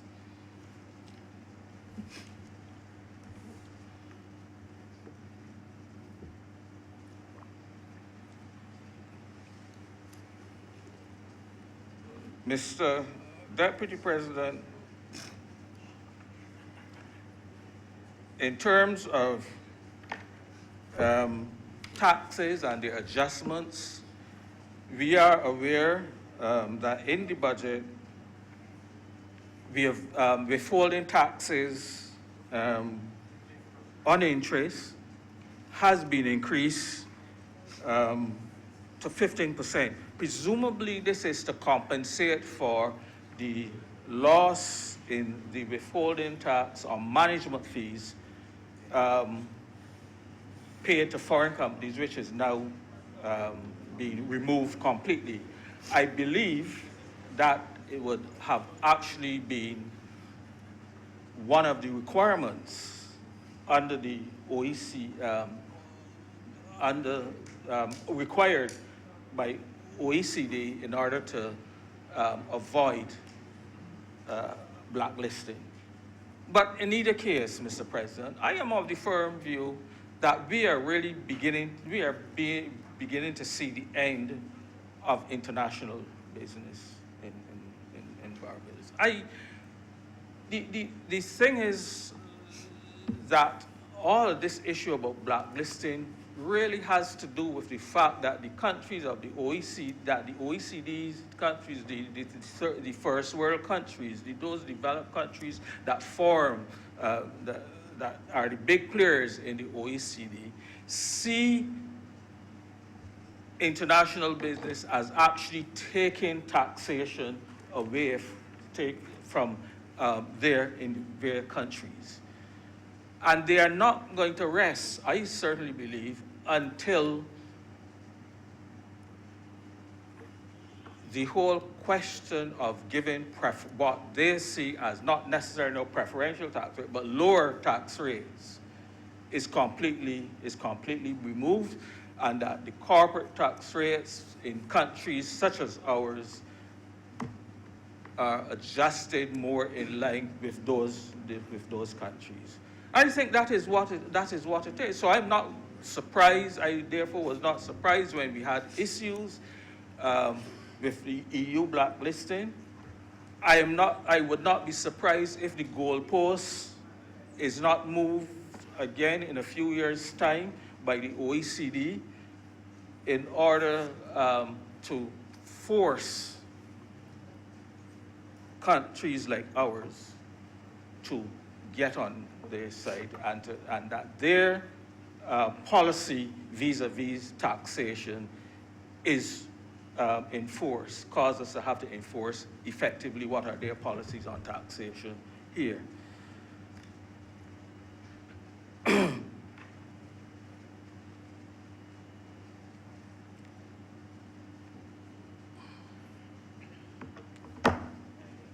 I think that it is fair to say that I appreciate and I think it was a wise move by the finance minister in adjusting the tax bands and in reducing the income tax on individuals. I spoke about it, I certainly spoke about it on a bill in this Senate sometime last year, recognizing, of course, that having then at that time reduced the corporate tax rate to 5%, you had created that huge gap between what individuals were now paying, the individual income tax rate and the corporate tax rate. And so to some extent, that reduction in the individual tax rate goes some way in closing that gap. What would have happened? And I think it probably has already started, is that you would have found most of those high-end individuals, those managers of the big companies and so on in Barbados, would have started to incorporate and change up their whole service structure to their companies. It is something we saw back in the 70s and the 60s when we had tax rates as much, individual tax rates as much as 70%.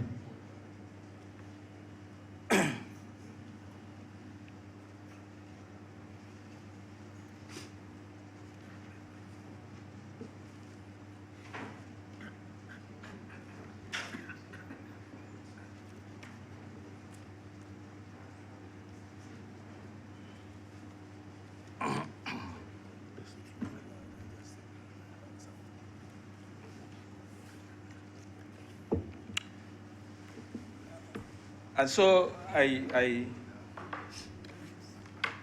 think the move has been made in the right direction to reduce that gap between the corporate tax rate and the individual tax rate.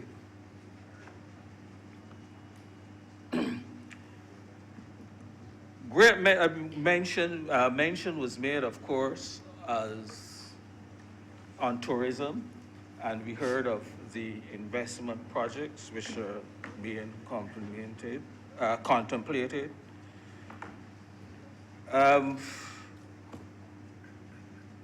As I said, my only concern is that we seem to be hanging our peg these days almost exclusively on the tourism, on the tourism sector for our well-being and for our success. And so I'm concerned that no other growth areas have been talked about. Perhaps they're being considered, but have been talked about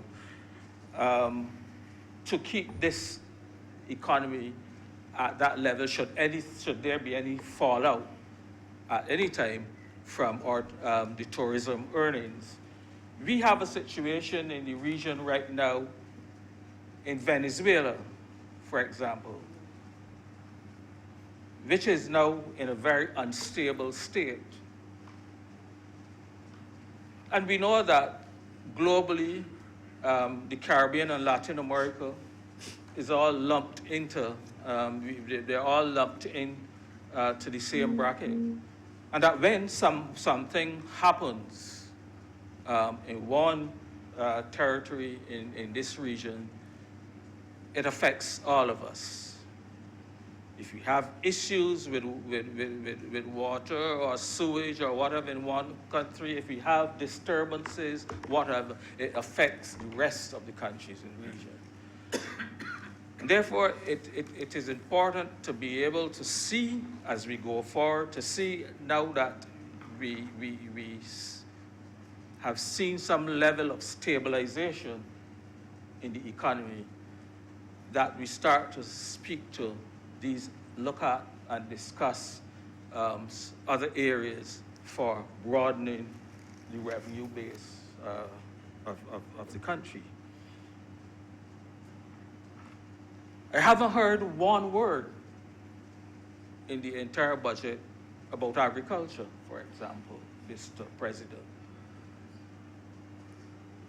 Perhaps government has completely, I don't know what the position is. I don't know what the position is in terms of looking to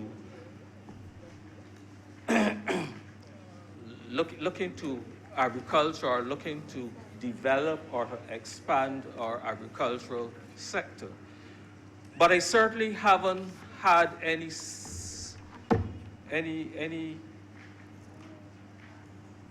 indication that there's any significant plans, that there are any huge investment projects being thought out in areas, in those areas. And if... Mr. President, I wish to rise on a point of order and a point of information. The honourable member is misleading the House. I just wish to remind members that we are today debating the matter of the estimates which was subjected to quite a bit of discussion already today about the format that was used for the estimates, where each ministry, led by their minister and all of their technocrats, sat in the well. And on those occasions, Mr. President, every single head in every single sector was extensively discussed, including that of agriculture, Mr. President, and I wish to correct that for the record. I'm saying, Mr. President, that I haven't heard any new or exciting things elucidated in terms of agricultural sector, which tells me that it is going to be developed or pushed in terms of another area for generating revenue for the country. I appreciate that there is a I appreciate the estimates. It has to have the Ministry of Agriculture is a ministry, so therefore there will be numbers in the estimates for that. But I want to hear more. I want to hear more about it. What are we doing? What are we doing? Are we going to be proceeding with a whole new cane industry, for example? Are we going to abandon sugar cane? What are we doing? Are we going to be moving into other aspects of agriculture? That is the policy that I want to hear elucidated, and I haven't heard it. Maybe you did, but I didn't. I didn't hear it. Yeah. Mr. President, just,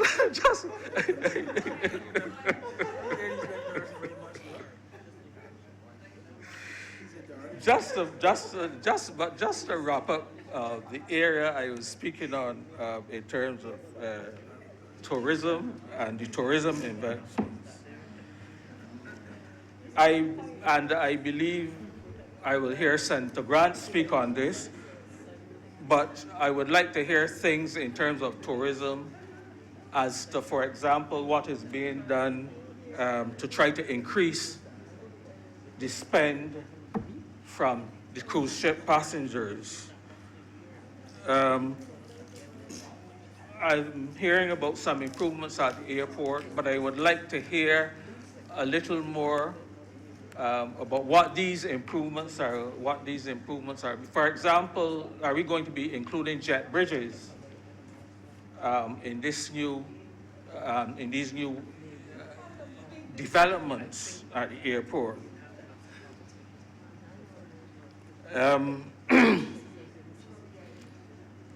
So these are some of the things that I would like to hear a little more on, and I know that my fellow senator is chairman of a board, one of the boards that is intimately involved in the sector, and I'm sure she will have some other things to add.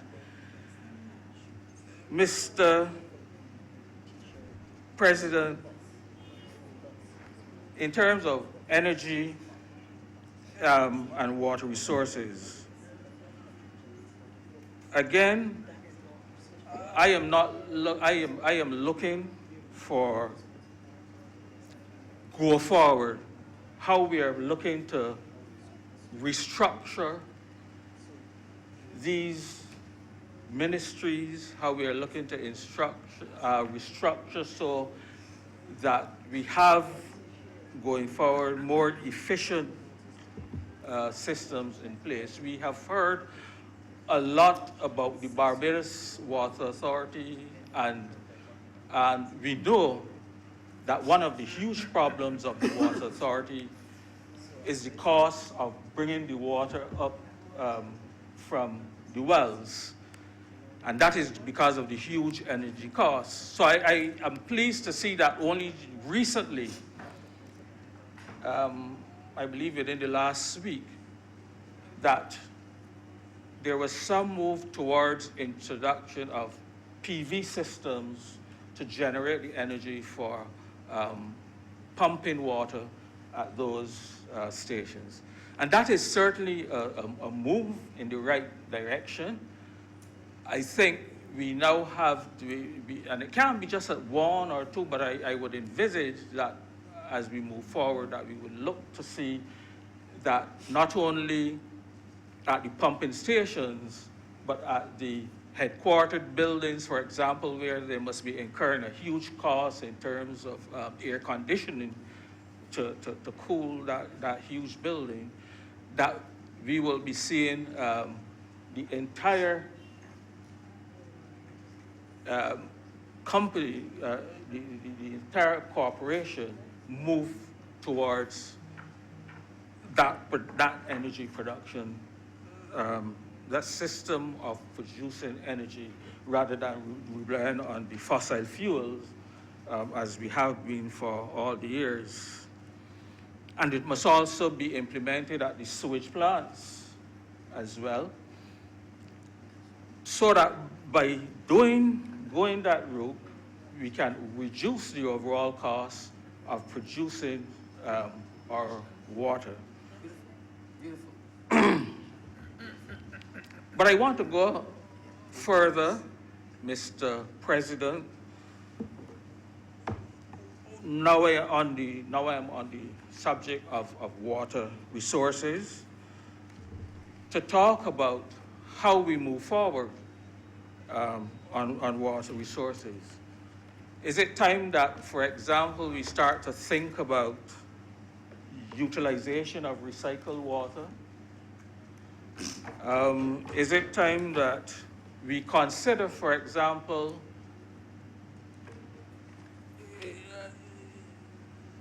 to have varying rates? For example, in the dry season, a higher rate for water, and in the wet season, a lower rate. And that is important because we have to be able to manage properly the consumption of water. We know that Barbados is a water scarce country. We know what the impact of climate change is having. We know that we cannot afford to go the route of desalination, which is very expensive. And so we're going to have to find ways and means of forcing the consumers to be more efficient in the use of water, to cut out the wastage, and to ensure that we have an education program beginning with our kids to get them to make sure that there's a proper understanding among all of us of the issues which are going to confront us as we go forward and this water resource becomes very, very scarce. A couple of weeks ago, for example, Mr. Deputy President, was having a review, Mr. President, I beg your pardon, was having a look at this whole question of water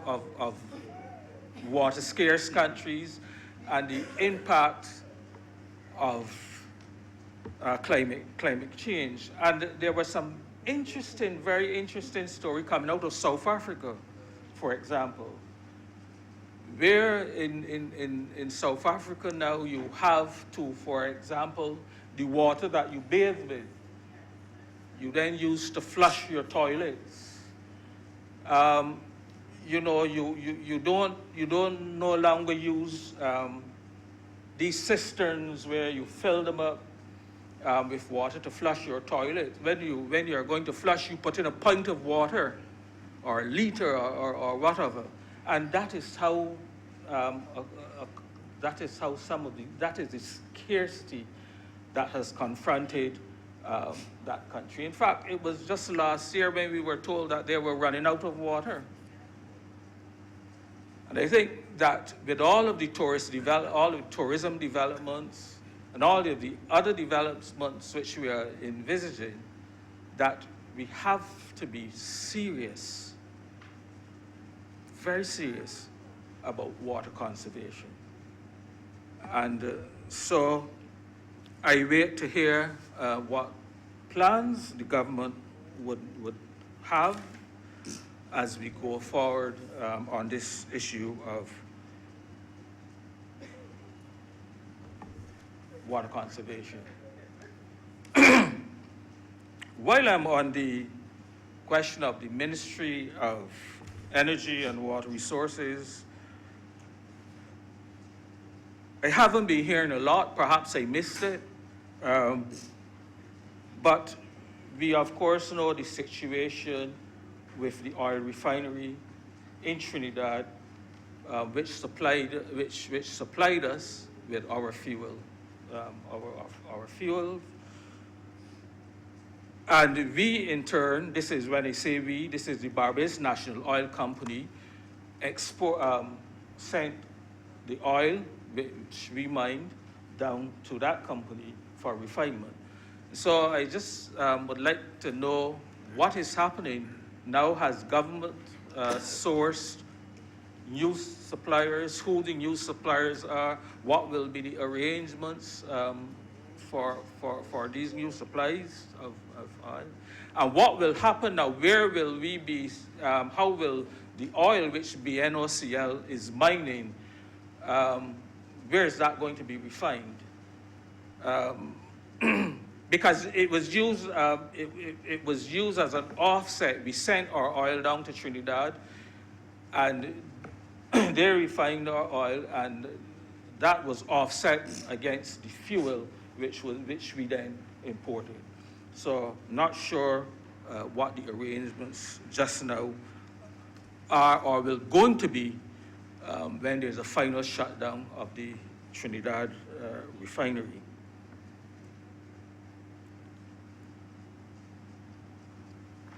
One other last thing in that area is the increase in commercial water rates and companies.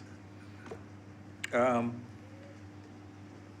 so this is going to be an increase in costs to business operations. I understand that the VAT, that water is now going to be made VAT exempt. What that means is that these companies, which will not be able to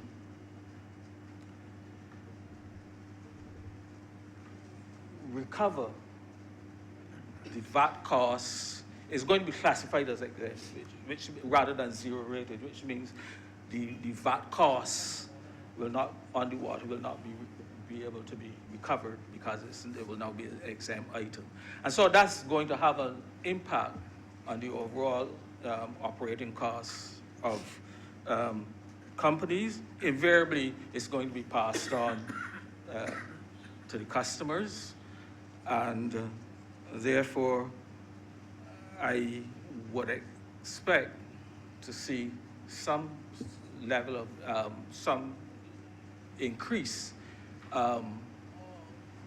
in products and goods and services as a result of this action.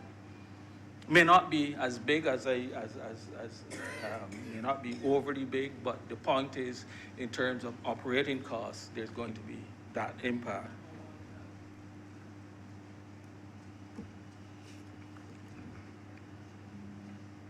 Mr. Deputy President, I just would like now to move off of energy and water sources for a moment and just look a little bit at an area which I find which is interesting and exciting for me, and this is the whole question of digitization. And I was very happy to have had a presentation, to listen to a presentation from Minister, Senator McConney, and it sounds as though it is a very exciting project which the government is embarking on. Lots of things about this digitization that I hope we will be achieving. I spoke, and some of the other senators would have spoken from time about the fact that I don't want to have to go to the BRA to pay my income tax or to pay for my license fee or my driver's license fee, or in fact to interact with any other government departments. I would like to be able to stay at home and be able to go online and to make those payments rather than standing up in a line and wasting a half day to be able to pay a land tax. And so I welcome that whole process which the government is moving forward with. I would only caution, however, that we have to proceed. While I know the government is in a pretty rush to do a number of things and to get them done, that we take our time on this. This is probably going to be a pretty heavy investment, both in terms of time, probably in terms of capital, machine equipment costs and so on. And why I say that is because I remember a previous administration starting up a project, going through a project called EduTech. And that was a disaster. That was a total disaster, for which we are now paying, I presume, now having to pay back the Inter-American Development Bank, and for which we don't, because that was a loan from the Inter-American Development Bank to do that project. And I don't think we have a lot to show for EduTech. And so I am saying, Mr. President, that we proceed cautiously. We don't try to do too much at one time, but we do it on an incremental basis until we have the entire government digitized. Along with that, of course, we will have to do the necessary sensitization of the community, of users, for people like me, for example, who really will have to be in a catch-up phase as this process moves forward. And I trust that we will be sensitizing everyone who will be affected, as all of us will be affected. I understand, for example, that checks will no longer be issued on paper. They will all be issued through this system, and that's very soon. And people like us who did not come up in that electronic age will need to be will need to be tutored, and we will need to have hand-holding to some extent. I mean, I know, for example, lots of people right now who are cashing their right royals and who are having difficulty in just being able to register through the TAMIS system. And so therefore, I think that that aspect has to be also a very big part of the process. But I think it is, as I said, I think it is really a good move in the right direction. I think it can cut down a lot on things like corruption, transparency, efficiency. In terms of cutting down on corruption and transparency, I think obviously we recognize that in a digital system we have everything recorded, we have trails, we have audit trails and so on. And so it should have an impact on the overall behavior of the users. It can also assist government, I believe, to monitor its own budgets, to monitor its projects, and other government activities. And also it will assist, I think, in things like when information is being requested from perhaps an international organization or whatever. We are better placed to respond in a more timely fashion to such requests. Of course,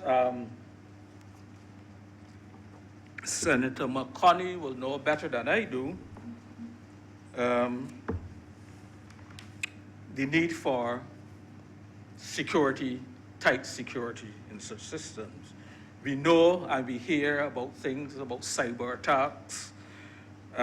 We know, of course, of systems failures. And these, as a matter of fact, have been identified by the World Economic Forum as two of the most dangerous global risks currently. So we know that we will have to ensure that as we digitize the various departments and so on, that we have the level of security necessary to preserve the integrity of our systems.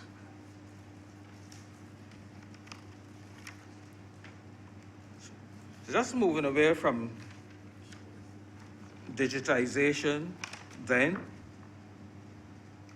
and just to mention one little area in the area of transportation.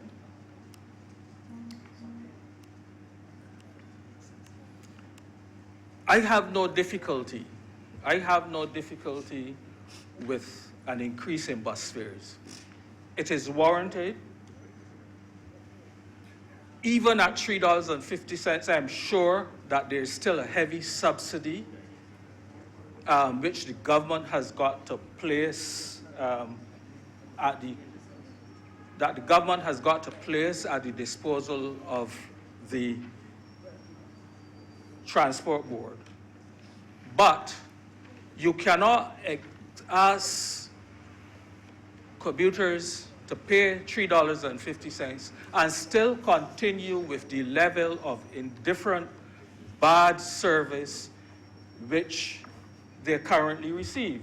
You can't ask a commuter to be paying $3.50 and yet they have to sit in the bus stand for 4 hours before they can get a bus. And we have all seen those tales and those stories documented in the press.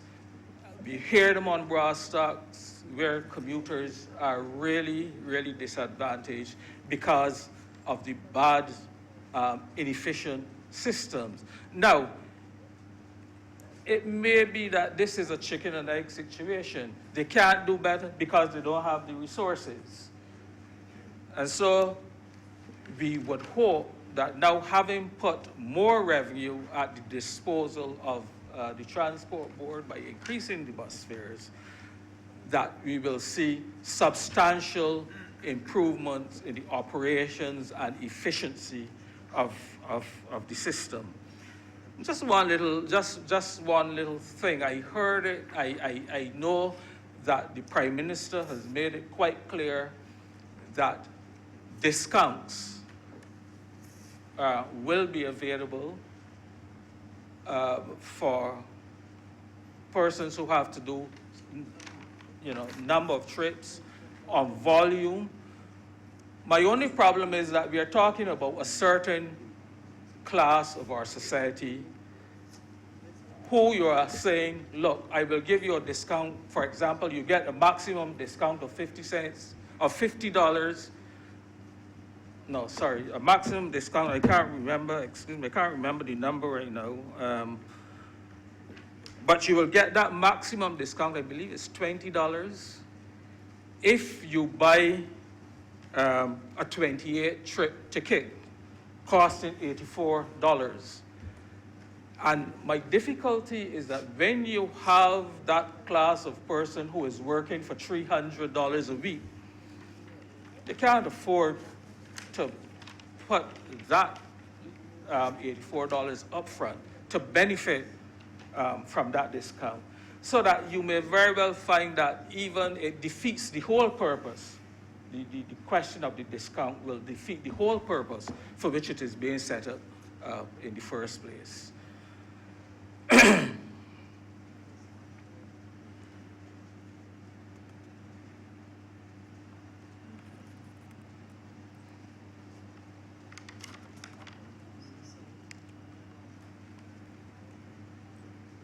Finally, Mr. President, I would have liked to see a little more information about how we are doing in terms of the tax which is being collected by the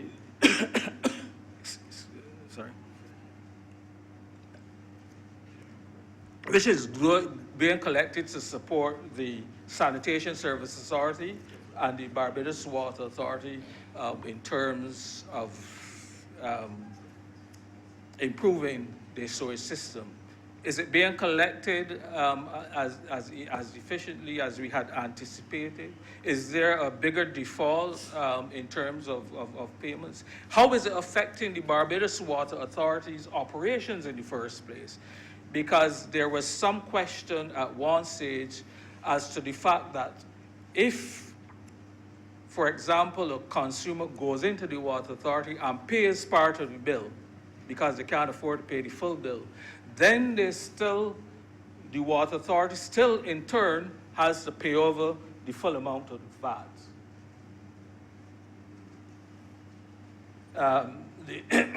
Sorry, not the VAT, they still have to pay the full amount of the tax. And therefore, there was indication that the receivables of the Barbados Water Authority was increasing because they were suffering. And I would like to see if there's any resolution to that system, if collections have improved, if they've deteriorated, if we need to do some further tweaking in order to make sure that you don't end up with a system which is not serving the purpose for which it is established, or making the Barbados Water Authority worse off than it is currently. Overall, I think, Mr. President, it was a good effort in the budget to keep things on even keel going forward. As I said, I trust that as we move ahead, we will see or hear some indications of how we now intend to grow the economy, and that once we get over the other issue relating to settlement of the external debt, because we don't know where we are. There's little information on that, so we don't know where we are in terms of the negotiations, if that is stalled, if that is going ahead, what is happening with those negotiations. But it is important that we hear about that and that we get a better understanding of where we are as we go ahead. And with those few words, Mr. President, I'm obliged to.